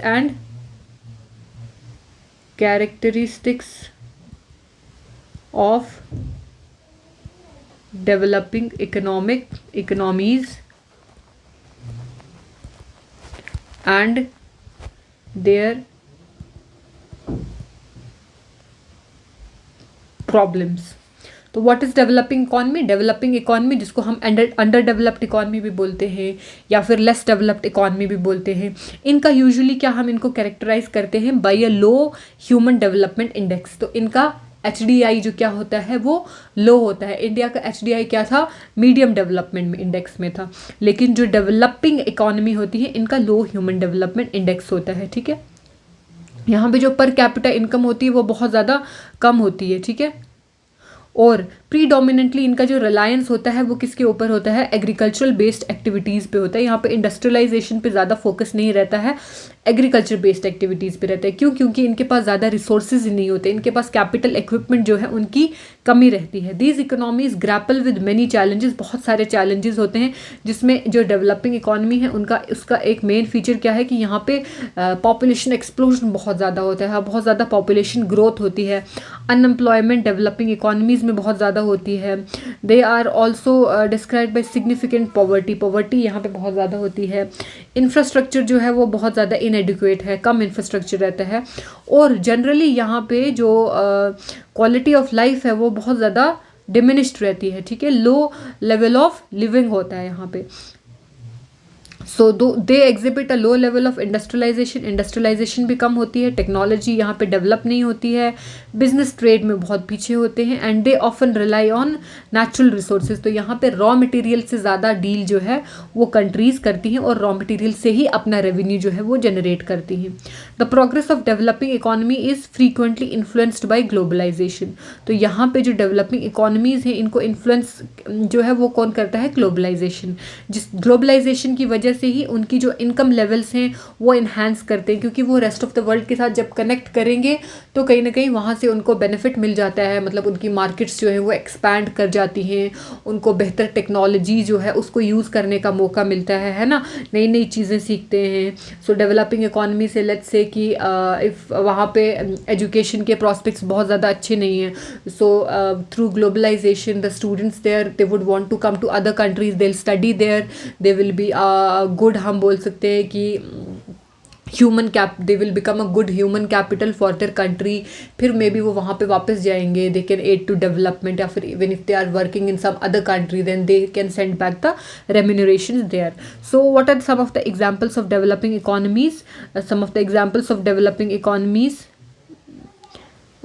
examples of developing economies encompass nations marked by persistent issues. यहाँ पे हमेशा इशूज़ किसके रहते हैं, वॉर के इशूज़ रहते हैं, मॉल न्यूट्रिशन के इशूज़ रहते हैं, डिजीज़ के, पॉवर्टी के, जितनी भी हमारी जो डेवलपिंग इकोनॉमीज़ की एग्जाम्पल्स हैं ना, उन सब कंट्रीज़ में वॉर, मॉल न्यूट्रिशन, डिजीज़ और पॉवर्टी जो है ये बहुत ज़्यादा प्रेवलेंट रहती है। ठीक है, हम किसी भी कंट्री को क्लासीफाई करेंगे डेवलपिंग इकोनॉमी में या नहीं, वो किन फैक्टर्स पे डिपेंड करता है कि उस कंट्री की इनकम पर कैपिटा इनकम कितनी है, वहाँ पे इंडस्ट्रियलाइजेशन का रेट कैसा है, वहाँ पे स्टैंडर्ड ऑफ लिविंग कितना है, और वहाँ पे टेक्नोलॉजिकल इंफ्रास्ट्रक्चर जो है वो कैसा है। Now, what is the definition of a developing country according to the UN? According to the UN, developing country वो कंट्री है जहाँ पे लो स्टैंडर्ड ऑफ लिविंग होगा, अनडेवलप्ड इंडस्ट्रियल बेस होगा, मॉडरेट टू लो HDI होगा। ठीक है, this index is a comparative measure of poverty, literacy and education, ये हम ऑलरेडी पढ़ चुके हैं। Life expectancy and other factors for countries worldwide. This is the definition of developing country given by the UN. Now, coming to the next point, what are the characteristics of a developing economy? So ये हमने already पढ़ लिया, एक बार इनको फिर से point out कर लेते हैं। किसी भी डेवलपिंग इकोनॉमी में क्या रहता है, लो पर कैपिटा रियल इनकम रहती है, यहाँ पे हाई पॉपुलेशन ग्रोथ रेट होता है। ठीक है, फिर उसके बाद अनएम्प्लॉयमेंट जो है वो बहुत ज़्यादा हाई होती है। यहाँ पे मैक्सिमम क्या होता है कि एग्रीकल्चरल बेस्ड इकोनॉमीज होती हैं और पुअर क्वालिटी ऑफ लाइफ रहती है लोगों में। ठीक है, नाउ कि डेवलपिंग कंट्रीज या फिर डेवलपिंग इकोनॉमीज जो हैं उनकी प्रॉब्लम्स क्या रहती हैं। सबसे पहले जो हमारी डेवलपिंग इकोनॉमीज हैं उनके ऊपर हाई लेवल ऑफ डेब्ट रहता है और उनके पास लिमिटेड फिस्कल स्पेस रहती है जहाँ पे वो क्या कर पाएंगे, इन्वेस्टमेंट्स कर पाएंगे। ठीक है, अपने आप को एक्सपैंड कर पाएंगे। देन इन डेवलपिंग कंट्रीज़ में क्या होती है, ट्रेड रेस्ट्रिक्शंस बहुत ज़्यादा होती हैं और इनको जो है एक्सटर्नल शॉक्स का बहुत ज़्यादा जो है वो खतरा रहता है। ठीक है, डेंजर रहता है। एक्सटर्नल शॉक्स का कैसे, जैसे let's say if there is some developing economy, वहाँ पे ऑलरेडी बहुत सारे इश्यूज चल रहे हैं, उनको हाई लेवल ऑफ डेब्ट्स हैं, तो अब एक्सटर्नल शॉक्स रह जाएंगे। जैसे मान लो कि वर्ल्ड वाइड वॉर चल रहा है, वॉर चलते हुए क्या हुआ कि ऑयल प्राइसेस जो है वो सर्च कर गए। ऑयल प्राइसेस सर्च करने की वजह से इनकी इकॉनमी पे बहुत ज़्यादा एक्सटर्नल शॉक जो है वो पड़ सकता है। क्यों? क्योंकि इनकी इकॉनमी ऑलरेडी जो है वो सफ़र कर रही है। देन यहाँ पे एक्सपोर्ट डिपेंडेंस होता है बहुत ज़्यादा। ठीक है, और लो इनकम रहता है इनकी और अनएम्प्लॉयमेंट जो है वो बहुत ज़्यादा होती है। ठीक है, एनर्जी क्राइसिस भी जो है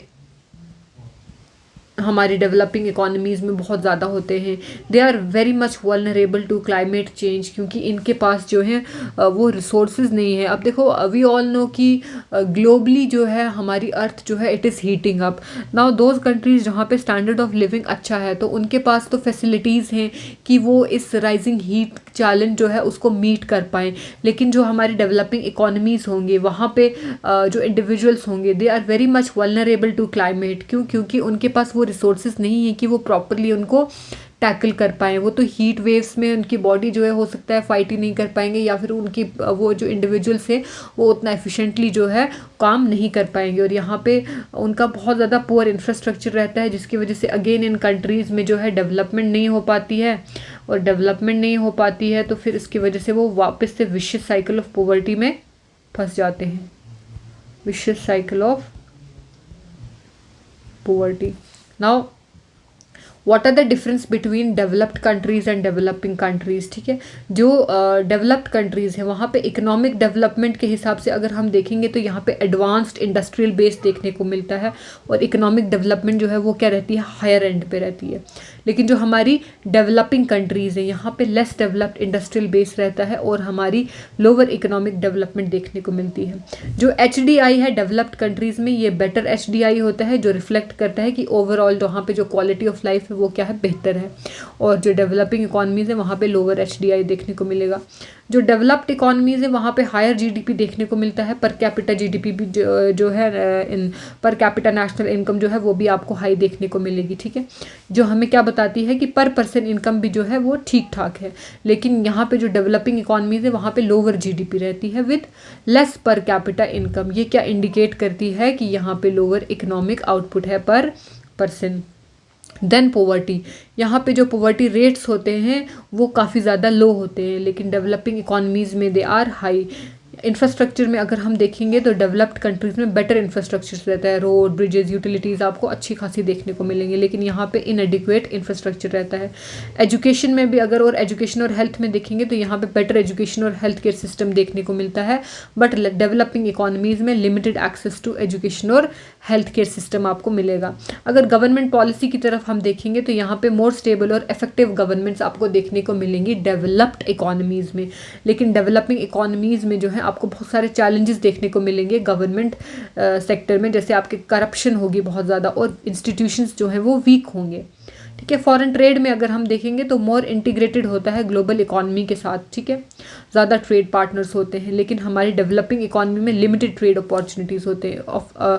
अगेन वाई, बिकॉज यहाँ पे एक्सटर्नल शॉक्स का जो डेंजर रहता है वो ज़्यादा रहता है, एक्सटर्नल शॉक्स का, इसलिए ये जो है इन्वॉल्व ही नहीं होते हैं। ठीक है, नेचुरल रिसोर्सेज, यहाँ पे फ्यूअर नेचुरल रिसोर्सेज रहते हैं क्योंकि वो ऑलरेडी अपने नेचुरल रिसोर्सेज को यूज़ कर चुके होते हैं, और उनका जो मेन फोकस होता है वो टेक्नोलॉजिकल डेवलपमेंट होता है। यहाँ पे अबंडेंट नेचुरल रिसोर्सेज रहते हैं जिनको एक्सप्लॉइट अभी किया जा सकता है, इसलिए इनका मोर डिपेंडेंस किस पे होता है, रॉ मटेरियल्स पे रहता है।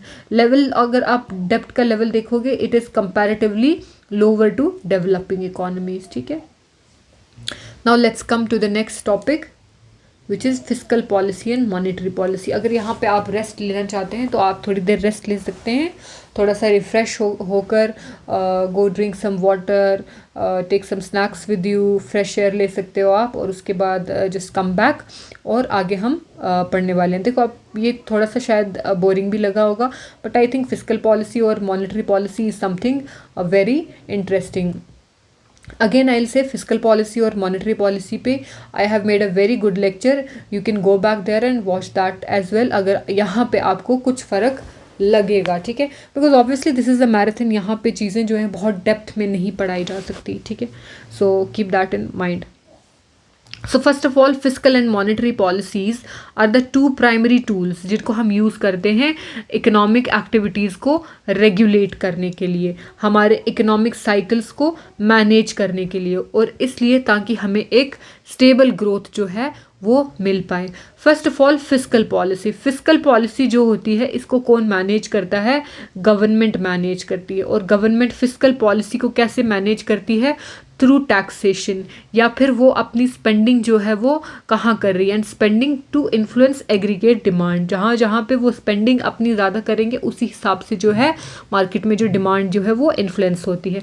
On the other hand, monetary policy. Monetary policy को कंट्रोल कौन करता है, central bank. In case of India, RBI। RBI is the central bank of India, जो मैनेज करता है मनी सप्लाई को, जो इंटरेस्ट रेट रहेंगे इकॉनमी को, या फिर इकॉनमी में कितना क्रेडिट है, इन सब चीज़ों को मैनेज करता है। वाई, सो दैट इन्फ्लेशन को कंट्रोल कर सकें। RBI का जो मेन मोटिव होता है, it is to control inflation, और इन्फ्लेशन का बैंड क्या रहता है, 4% प्लस और -2%।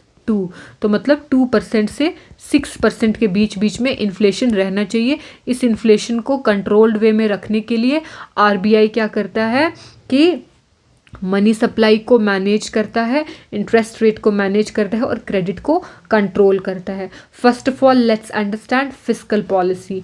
तो फिस्कल पॉलिसी जो है, we already know fiscal policy को कौन गवर्न करता है, गवर्नमेंट गवर्न करती है। फिस्कल पॉलिसी के कुछ टूल्स क्या हैं, सबसे पहले टैक्सेशन के थ्रू जो है गवर्नमेंट जो है अपनी फिस्कल पॉलिसी इम्प्लीमेंट करती है। टैक्स हमें पता है डायरेक्ट भी होते हैं और इनडायरेक्ट टैक्सेस भी होते हैं।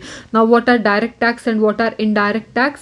देखो जो डायरेक्ट टैक्स होते हैं ना, उसका जो बर्डन होता है, वो जो टैक्स पे कर रहा होता है उसी के ऊपर होता है। लेकिन जो इनडायरेक्ट टैक्स जो है उसमें जो बर्डन होता है वो जो जिस पे टैक्स लग रहा है उसके ऊपर नहीं होता है। Let's see with an example. जैसे आपकी जो इनकम है, ठीक है, आपकी जो साल की इनकम है, let's say if your income is around 15 lakhs per year, तो आप उस पर टैक्स पे कर रहे हो। नाउ वो जो टैक्स आप पे कर रहे हो उसका बर्डन डायरेक्टली आप पे पड़ रहा है, because you are the one who is paying the tax. लेकिन इनडायरेक्ट टैक्स में ऐसा नहीं होता है। लेट्स से यहाँ पे एक प्रोड्यूसर है जो एक फर्म है जो कुछ भी गुड प्रोड्यूस कर रही है, ठीक है, तो वो गवर्नमेंट को कुछ टैक्सेस दे रहे हैं। लेकिन यहाँ पे जो प्रोड्यूसर होगा वो अपना टैक्स जो है वो पास ऑन कर देगा किसके ऊपर, कंज्यूमर्स पे। हम देखते हैं ना MRP, maximum retail price inclusive of all taxes. तो टैक्स लगा होता है किस पे, प्रोडक्शन प्रोसेस पे, लेकिन उस टैक्स को पे कौन कर रहा होता है, हम इंडिविजुअल्स पे कर रहे होते हैं। इसलिए इनडायरेक्ट टैक्स में जो बर्डन होता है वो जो पे कर रहा है टैक्स उस पे नहीं होता है। और taxation and government spending, government अपनी स्पेंडिंग किस चीज़ पे कर रही है, इंफ्रास्ट्रक्चर बनाने पे कर रही है या फिर सब्सिडीज़ के थ्रू प्रोडक्शन को इन्हांस करने पे कर रही है या फिर कुछ सोशल प्रोग्राम्स पे कर रही है, सो दैट ओवरऑल वेलफेयर को इंक्रीज किया जा सके, ठीक है। देन फिस्कल पॉलिसी में मेन फोकस जो रहता है वो किस पे रहता है, इकोनॉमिक ग्रोथ पे रहता है, इनकम रीडिस्ट्रीब्यूशन पे रहता है, so that welfare can be maximised, और बजट डेफिसिट को मैनेज करने पे रहता है, ठीक है। अब अगर एक्सपेंशनरी, देखो फिस्कल पॉलिसी अगेन कितने तरीके की होंगी, 2 तरीके की होंगी।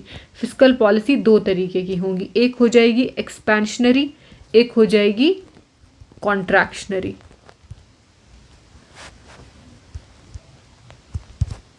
जो एक्सपेंशनरी है, जब अगर फिस्कल पॉलिसी को इनको एक्सपेंशनरी फिस्कल पॉलिसी बनाना होगा तो उस केस में ये क्या करेंगे कि टैक्सेस को कम कर देंगे और स्पेंडिंग को इंक्रीज कर देंगे ताकि ग्रोथ बूस्ट हो। अब मैं आपको बताती हूँ कि इससे ग्रोथ कैसे बूस्ट होगी। देखो जब भी किसी इकोनॉमी में क्या होगा, टैक्स रेट कट होगा, ठीक है, टैक्स रेट कट होगा। इसके मतलब लोगों के पास अभी स्पेंडिंग पावर ज़्यादा है। जैसे आपने देखा कि लास्ट फाइनेंशियल ईयर में क्या है कि ये अनाउंस हुआ था कि अप टू 12 लाख जो स्लैब है उनको इनकम टैक्स पे नहीं करना पड़ेगा, ठीक है।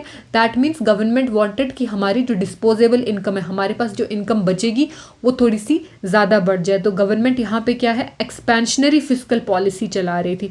ऑन द अदर हैंड उस केस में क्या होता है, गवर्नमेंट अपनी स्पेंडिंग भी बहुत ज़्यादा बढ़ा देती है। जैसे गवर्नमेंट नए नए इंफ्रास्ट्रक्चर बनाएगी, जब गवर्नमेंट नए नए इंफ्रास्ट्रक्चर बनाएगी तो उससे एम्प्लॉयमेंट जनरेशन होगी, ठीक है। लेट्स से गवर्नमेंट जो है नए एम्स खोल रही है तो उसकी वजह से क्या होगा, एम्प्लॉयमेंट ज़्यादा मिलेगी, ठीक है। जो MBBS की सीट्स हैं वो इंक्रीज़ हो जाएंगी, लोगों को हेल्थ केयर फैसिलिटीज़ ज़्यादा अच्छी मिलेंगी, बहुत सारी न्यू मशीनरी चाहिए होगी। जब वो मशीनरी चाहिए होगी तो प्रोडक्शन प्रोसेस जो है वो इंक्रीज़ हो जाएगा। तो जब भी गवर्नमेंट एक्सपेंडिचर करती है तो उसकी वजह से बहुत सारे फैक्टर्स जो हैं वो इफेक्ट होते हैं, ठीक है। On the other hand what is contractionary fiscal policy, जब भी गवर्नमेंट कॉन्ट्रैक्शनरी फिस्कल पॉलिसी चलाती है तो वहाँ पे गवर्नमेंट क्या कर देती है कि टैक्स रेट को इंक्रीज़ कर देती है।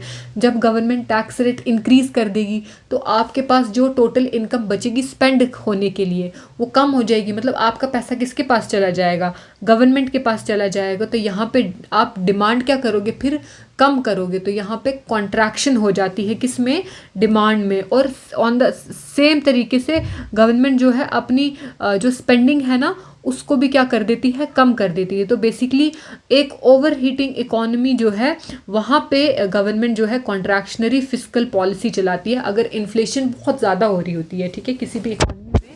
If the rate of increase in price, rate of increase in general price level, general price level अगर ज़्यादा है तो वहाँ पे गवर्नमेंट क्या करती है, कॉन्ट्रैक्शनरी फिस्कल पॉलिसी लाती है, सो दैट यहाँ पे क्या हो जाए, डिमांड आपकी थोड़ी कम हो जाए। जब भी डिमांड कम होगी तो प्राइसेस जो है वो आहिस्ता आहिस्ता नीचे आने लगेंगे।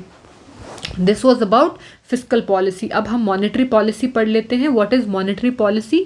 Monetary policy is about keeping the prices of goods and services we buy stable.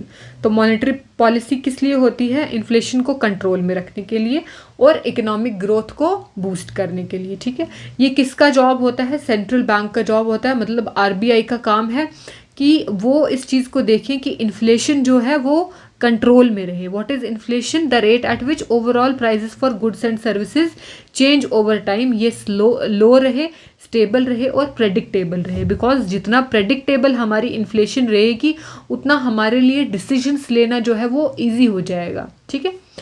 Monetary policy जो आरबीआई है, the reserve bank of India, ये ड्राफ्ट करता है हमारी मॉनेटरी पॉलिसी को, जो अगेन इन्फ्लुएंस करती है कि कंट्री में इंटरेस्ट रेट जो है कितने रहेंगे, कौन से इंटरेस्ट रेट, जैसे आपके बैंक रेट्स, उसके बाद आपका जो है सीआरआर हो गया, आपका एसएलआर हो गया, ठीक है। आपकी इकॉनमी में क्रेडिट की अवेलेबिलिटी कितनी रहेगी, वो अगेन किससे इफ़ेक्ट होती है कि बैंक रेट कितना है, एसएलआर कितना है, सीआरआर कितना है, बिजनेस ऑपरेशंस किस तरीके से हो रहे हैं, और ग्रोथ अपॉर्चुनिटीज़ जो हैं उसको भी हमारी मॉनेटरी पॉलिसी जो है वो इन्फ्लुएंस करती है। It is derived from financial instruments and mechanisms, ठीक है। Then what is monetary policy? Monetary policy is part of macroeconomic government policy, ठीक है, जिसको ड्राफ्ट कौन करता है? आरबीआई। ये पॉलिसी कवर करती है वो सारे मेजर्स जो क्या करते हैं, रेगुलेट करते हैं बैंक्स के क्रेडिट को, ठीक है। और जितने भी सारे के सारे हमारे मॉनेटरी इंस्ट्रूमेंट्स हैं उनको रेगुलेट करती है मॉनेटरी पॉलिसी, सो दैट हम प्राइस स्टेबिलिटी को अचीव कर सकें और इकोनॉमी में फाइनेंशियल स्टेबिलिटी आ सके। उसके साथ साथ हमें जो अवेलेबिलिटी है क्रेडिट की वो भी एबंडेंस में हो, ठीक है। अब कुछ ऑब्जेक्टिव्स जो हैं वो मॉनेटरी पॉलिसी की क्या है? Some of the objectives of monetary policy as we already discussed, price stability first objective रहता है मॉनेटरी पॉलिसी का कि इन्फ्लेशन जो है वो कंट्रोल रहनी चाहिए, प्लस और 4% प्लस और माइनस 2%। इसका क्या मतलब है कि 2% से 6% के बीच में इस बैंड में रहना चाहिए इन्फ्लेशन आपका, मतलब प्राइस स्टेबिलिटी रहनी चाहिए आपकी। फिर इकॉनमी में फुल एम्प्लॉयमेंट होनी चाहिए, मतलब जितने आपके पास कैपेबिलिटी है बंदों को एम्प्लॉय करने की, उतनी जो है उस कैपेबिलिटी में सारे के सारे लोग एम्प्लॉय होने चाहिए। देन इकोनॉमिक ग्रोथ जो है वो लगातार जो है बढ़ती रहनी चाहिए। Then there should also be financial stability, because financial stability रहेगी तो इकोनॉमिक ग्रोथ रहेगी, इकोनॉमिक ग्रोथ होगी तो प्राइस स्टेबिलिटी भी आएगी और फुल एम्प्लॉयमेंट भी होगी। Then let's see types of monetary policy. RBI जो है वो 2 तरीके की मॉनेटरी पॉलिसी ड्राफ्ट करता है। अगेन जैसे हमने एक्सपेंशनरी फिस्कल पॉलिसी देखा था, उसी तरीके से एक्सपेंशनरी मॉनेटरी पॉलिसी होता है and then contractionary monetary policy होता है। फर्स्ट ऑफ ऑल आपको पता होना चाहिए कि एक्सपेंशनरी मॉनेटरी पॉलिसी क्या होता है। एक्सपेंशनरी मॉनेटरी पॉलिसी आरबीआई जो है कब फॉलो करता है, या फिर एक्सपेंशनरी मॉनेटरी पॉलिसी वो स्टेप्स होते हैं, मॉनेटरी पॉलिसी में वो स्टेप्स लिए जाते हैं जिसकी वजह से मार्केट में आप क्या करते हो कि इन्वेस्टमेंट बढ़ जाए, मार्केट में क्या हो जाए, इन्वेस्टमेंट इंक्रीज हो जाए, डिमांड बूस्ट हो जाए, ठीक है। तो बेसिकली जब क्या होता है कि इकॉनमी में प्राइसेस जो हैं वो कम होंगे, ठीक है, या फिर इकॉनमी में डिमांड कम। अब प्राइसेस कम होने के क्या नुकसान होते हैं? देखो, जब भी इकॉनमी में प्राइसेस कम होंगे या फिर डिमांड कम होगी तो वो प्रोड्यूसर्स को इंसेंटिवाइज कर देता है कि वो अपना प्रोडक्शन प्रोसेस जो है उसमें कमी लाएं या फिर उसको हॉल्ट पे रख दें, क्योंकि उनको नुकसान होगा अगर इकॉनमी में डिमांड नहीं होगी। तो उस वक्त मॉनेटरी पॉलिसी जो है एक्सपेंशनरी मॉनेटरी पॉलिसी लाती है, सो दैट इन्वेस्टर्स जो हैं उनको मौका मिले ज़्यादा इन्वेस्टमेंट करने का। तो जब ज़्यादा इन्वेस्टमेंट होगी तो बिज़नेस ब्लूम करेंगे तो इनकम जो है लोगों की वो इंक्रीज़ होगी। जब इनकम इंक्रीज़ होगी तो डिमांड भी इंक्रीज़ होगी। सो एक्सपेंशनरी मॉनेटरी पॉलिसी तब होती है जब जो है एक इकॉनमी में जो डिमांड है उसको बूस्ट करना होता है, और प्राइजेस अगर जो होंगे जनरली लो होंगे, लो डिमांड होगी, लो इन्वेस्टमेंट होगी, तब एक्सपेंशनरी मॉनेटरी पॉलिसी जो है वो आती है। On the other hand contractionary monetary policy कब आती है? जब इकॉनमी में इन्फ्लेशन जो है वो बहुत ज़्यादा हो रही हो, ठीक है, एक्सेस इन्फ्लेशन हो रही हो, तो तब हम मनी सप्लाई को कम करने के लिए क्या करते हैं? कॉन्ट्रैक्शनरी मॉनेटरी पॉलिसी जो है उसका यूज़ करते हैं, ठीक है।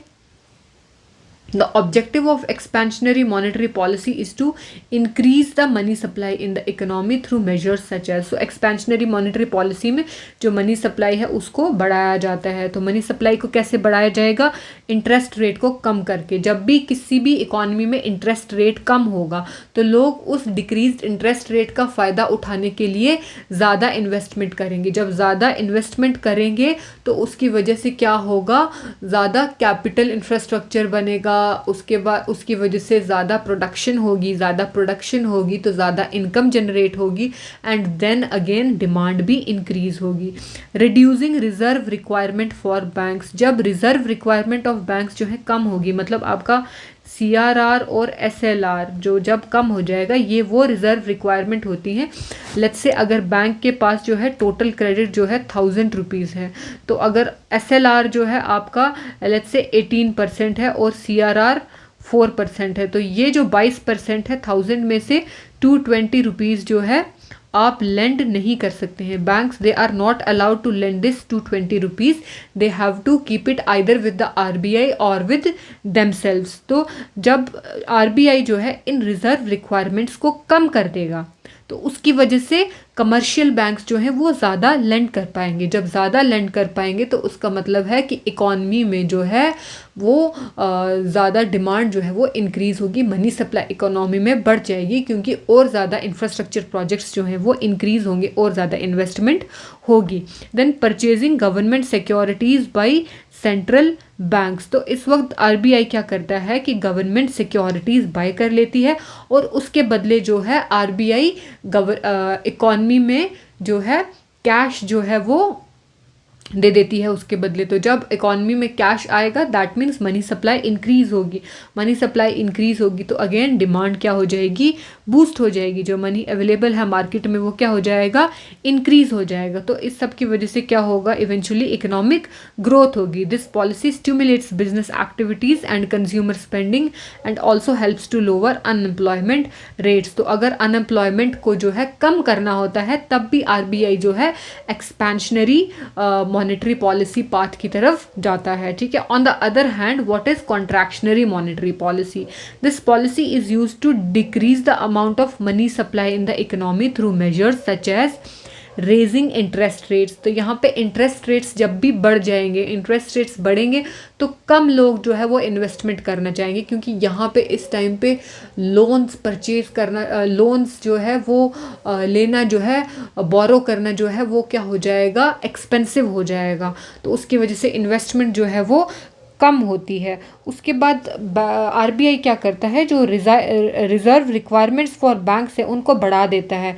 लेट्स से अर्लियर एग्जाम्पल में हमने देखा था इट वाज 22%, तो अगर RBI रिजर्व रिक्वायरमेंट को 22 से 24% कर देगा तो हम यहाँ पे तो सिर्फ 1000 रुपीज़ ले रहे हैं कि बैंक्स के पास 1000 रुपीज़ है, बट एक्चुअली में बैंक्स के पास बहुत ज़्यादा पैसा होता है। तो वहाँ पे 1-2% का डिफरेंस भी जो है वो बहुत ज़्यादा बन जाता है। तो अगर अर्लियर 220 रुपीज़ उसको जो है वो लेंड नहीं कर सकता था, तो अब यहाँ पे 240 रुपीज़ जो है बैंक्स जो है लेंड नहीं कर पाएंगे। तो यहाँ पे इसका मतलब कि अब वो लोगों को कम पैसा लेंड करेंगे।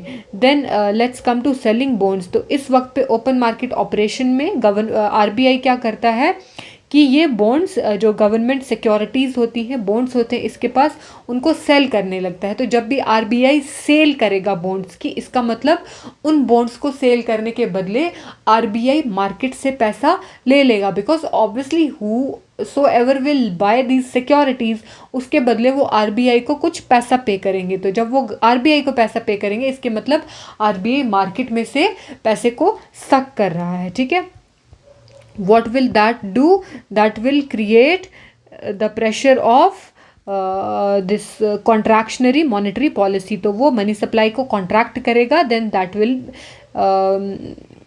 will be a contractionary monetary policy। Now what are some of the instruments of monetary policy, ठीक है। आरबीआई बहुत सारे टूल्स को यूज़ करता है मॉनेटरी पॉलिसी को ड्राफ्ट करने के लिए, सो दैट मनी सप्लाई को कंट्रोल किया जाए, जिसको हम दो कैटेगरीज में डिवाइड करते हैं। सबसे पहले हमारे आगे क्वांटिटेटिव टूल्स, ठीक है। क्वांटिटेटिव टूल्स क्या होते हैं? जो कॉस्ट को कंट्रोल करते हैं और कितनी क्रेडिट की क्वांटिटी है इकोनॉमी में, ठीक है। अवेलेबल कितना है क्रेडिट की, अवेलेबिलिटी को कम कर देते हैं, और कॉस्ट ऑफ अवेलेबिलिटी को क्या करते हैं? कंट्रोल करते हैं। उनको हम बोलते हैं क्वांटिटेटिव टूल्स। तो क्वांटिटेटिव टूल्स में क्या आ जाता है? Open market operation. जैसे हमने अभी बात की कि गवर्नमेंट जो है अपने बॉन्ड्स को सेल या परचेज करती है, तो ओपन मार्केट ऑपरेशन में जो गवर्नमेंट सिक्योरिटीज़ होती हैं उनको आरबीआई क्या करता है? बाय या सेल करता है। तो जब गवर्नमेंट को कॉन्ट्रैक्शनरी मॉनेटरी पॉलिसी जो है वो चलानी होगी, तब गवर्नमेंट क्या करेगा कि गवर्नमेंट बॉन्ड्स को और सिक्योरिटीज़ को सेल कर देगी, और जब उसको एक्सपेंशनरी मॉनेटरी पॉलिसी जो है लानी पड़ेगी, तब वो गवर्नमेंट जो है बॉन्ड्स और सिक्योरिटीज़ हैं उनको बाय कर लेगा RBI. Then bank rate is adjusting the rate at which the RBI lends long term funds to commercial bank, influencing lending rates. तो बैंक रेट वो रेट है जिसपे आरबीआई जो है वो कमर्शियल बैंक्स को बेसिकली लॉन्ग टर्म लोन देता है, ठीक है। तो लेट्स से कि अगर इनको एक्सपेंशनरी मॉनेटरी पॉलिसी जो है लाना होगा, तो ये बैंक रेट को क्या कर देंगे? कम कर देंगे। जब बैंक रेट को कम कर देंगे तो कमर्शियल बैंक्स ज़्यादा लोन ले लेंगे आरबीआई से, और अगर ये बैंक रेट को कम कर देंगे अगर ये बैंक रेट को ज़्यादा कर देंगे in case of contractionary monetary policy, तो यहाँ पे बैंक्स जो है आरबीआई से कम लोन देंगे। Then comes cash reserve ratio. What is cash reserve ratio? Requiring banks to keep a fixed percentage of deposits with RBI. तो कैश रिजर्व रेशियो में which is generally I think it is 4%, around 4% ही होता है। तो 4% जो उनका total reserve है वो उनको किसके पास? आरबीआई के पास रखना होता है in the form of gold, ठीक है। उसके बाद गवर्नमेंट सिक्योरिटीज़ और इन सब का कॉम्बिनेशन जो है। Then comes statutory liquidity ratio. ये आरबीआई मैंडेट करता है बैंक्स को कि वो अपना कुछ जो है रिजर्व जो है वो अपने पास भी रखें, ठीक है। तो वो दिस इज़ अराउंड 18%, ठीक है। Then comes liquidity adjustment facility, ठीक है। This is also called as last resort. तो इसमें क्या होता है? रेपो और रिवर्स रेपो ऑपरेशंस को यूज़ करके जो है कमर्शियल बैंक्स जो हैं वो जो है आरबीआई से पैसा जो है वो ले सकते हैं, ठीक है। जो रिवर्स रेपो रेट होता है ना, बेसिकली रिवर्स रेपो रेट में क्या होता है कि जो कमर्शियल बैंक्स होते हैं वो अपना एक्सेस पूल ऑफ मनी जो है वो आरबीआई के पास रखते हैं, और जो रेपो रेट होता है, रेपो रेट में जो हमने बैंक रेट पढ़ा उससे अलग होता है रेपो रेट। तो यहाँ पे वो अपनी सिक्योरिटीज़ आरबीआई को देते हैं, उसके बदले जो है शॉर्ट टर्म लोन्स जो हैं वो आरबीआई से ले सकते हैं। जब बैंक रेट हमने पढ़ा तो वहाँ पे वो क्या है? लॉन्ग टर्म लोन्स है, लेकिन रेपो रेट में जो है commercial banks short term loans जो हैं वो आरबीआई से ले सकते हैं, उनको अपनी सिक्योरिटीज़ को प्लेज करके, जो गवर्नमेंट सिक्योरिटीज़ उन्होंने बाय करके रखी होती हैं। Then comes qualitative tools. तो क्वालिटेटिव जो टूल्स होते हैं उनका क्या काम होता है कि वो यूजेज और डायरेक्शन ऑफ क्रेडिट जो है उसको जो है अफेक्ट करते हैं। जैसे पब्लिसिटी हो गया, जैसे आरबीआई कुछ गाइडलाइंस इशू कर देगा या फिर पॉलिसी इंटेंशंस जो है वो शेयर कर देगा, सो दैट जो बैंक्स के लेंडिंग बिहेवियर हैं वो इफ़ेक्ट हो जाए। जिस भी शेप में आरबीआई चाहेगा, वो एक्सपेंशनरी में हो या फिर कॉन्ट्रैक्शनरी में हो। देन राशनिंग ऑफ क्रेडिट, ठीक है। तो आरबीआई जो है वो रेस्ट्रिक्ट कर देगा या फिर कैप लगा देगा अमाउंट ऑफ क्रेडिट फ्लो पे कि आपको क्या करना है कि एग्रीकल्चर सेक्टर में इतने परसेंट अपना जो लोन है वो एग्रीकल्चर सेक्टर में ही देना है, और इतना परसेंट आपको जो लोन है ये आपको जो है जो MSMEs हैं उनमें देना है। So that is rationing of credit. तो इसके थ्रू जो है आरबीआई कहीं ना कहीं जो है अपने हिसाब से जो इन्वेस्टमेंट जो है उसको अफेक्ट कर सकता है। Then adjusting the margin of loan. What is the margin of loan, कि आपको मार्जिनल रिक्वायरमेंट कितनी चाहिए। लेट्स से अगर आपका जो लोन का अमाउंट है 50 लाख रुपीज़, तो उसके लिए कितनी मार्जिनल रिक्वायरमेंट आपको चाहिए है, ठीक है 4% है, 5% है, कितने परसेंट है, उस हिसाब से जो है गवर्नमेंट जो जैसी भी मॉनेटरी पॉलिसी उनको रखनी होगी उसके हिसाब से जो है वो मार्जिन ऑफ लोन जो है वो एडजस्ट कर लेते हैं। Adjusting rate on consumption loan, ठीक है, उस पर भी जो इंटरेस्ट रेट्स हैं कंज्यूमर गुड्स पे वो भी जो है वो एडजस्ट जब करते हैं वो भी किस में आता है, क्वालिटेटिव टूल्स में आता है। Then there is also one more qualitative tool which is called as moral suasion, जिसमें आरबीआई बैंक्स को परसुएट करता है मीटिंग्स या एडवाइजरीज के थ्रू कि वो आरबीआई के जो पॉलिसी ऑब्जेक्टिव्स हैं उनके हिसाब से अलाइन करें और जो है आरबीआई का पूरा साथ दें। देन डायरेक्ट एक्शन, कभी कभी आरबीआई क्या करता है डायरेक्ट एक्शन भी लेता है, क्या करता है कि पेनल्टीज बैंक्स पे इम्पोज कर देता है अगर वो आरबीआई की डायरेक्शन ना माने, ठीक है। Then let's study about monetary policy committee. Monetary policy committee जो है it was first set up in 2016. RBI Act के अंडर 2016 में monetary policy जो है वो सेटअप हुई थी। monetary policy एक statutory body है। what is statutory body? statutory body वो होती है which is established by a specific law, और जिसको पार्लियामेंट या फिर कोई स्टेट लेजिस्लेचर जो है वो पास करता है, ठीक है। तो ये जो मॉनेटरी पॉलिसी कमेटी है ये इंडिया का जो बेंचमार्क इंटरेस्ट रेट है उसको डिसाइड करती है। इसका जो कोर मैंडेट है वी ऑलरेडी नो कि ये क्या है, प्राइस स्टेबिलिटी है, इन्फ्लेशन टारगेट ऑफ 4% ±2%, ठीक है, वाइल फॉस्टरिंग इकोनॉमिक ग्रोथ, साथ में इकोनॉमिक ग्रोथ जो है वो भी होनी चाहिए। नाउ एमपीसी की कॉम्पोजिशन क्या है मॉनेटरी पॉलिसी कमेटी की, कि इसके 6 मेंबर्स होते हैं। टोटल कितने 6 मेंबर्स होते हैं। 3 मेंबर्स आरबीआई से होते हैं और 3 एक्सटर्नल एक्सपर्ट्स होते हैं जिनको अपॉइंट कौन करती है, सेंट्रल गवर्नमेंट अपॉइंट करती है।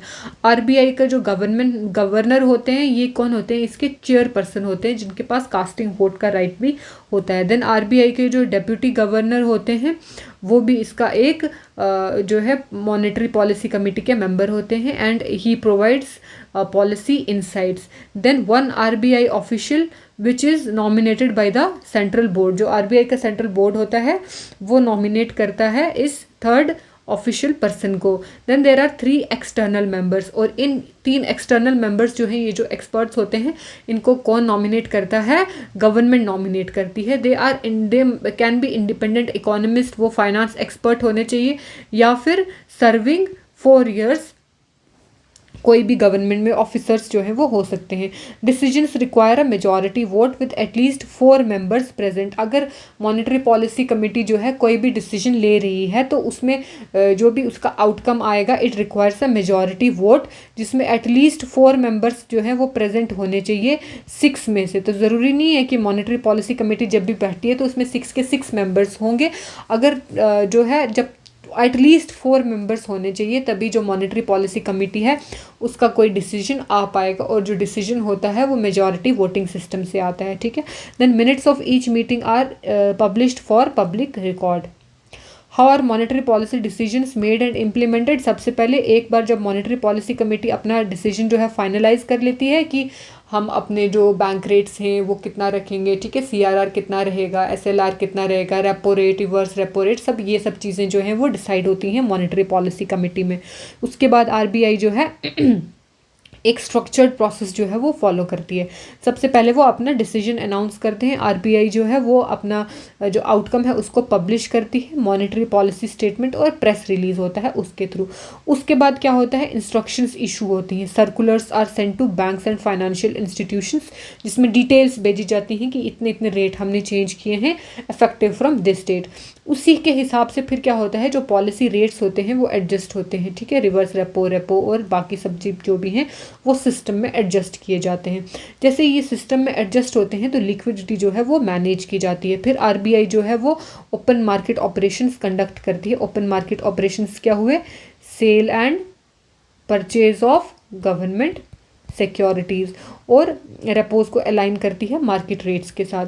फिर उसके बाद आरबीआई जो है वो वेट करती है और सपोर्ट करती है किसको, ट्रांसमिशन को, जिस भी साइड उनको कॉन्ट्रैक्शनरी मॉनेटरी पॉलिसी की तरफ लेके जाना होगा या फिर एक्सपेंशनरी की तरफ, तो उस ट्रांसमिशन को पूरे का पूरा सपोर्ट करती है, मॉनिटर करता है आरबीआई, ठीक है।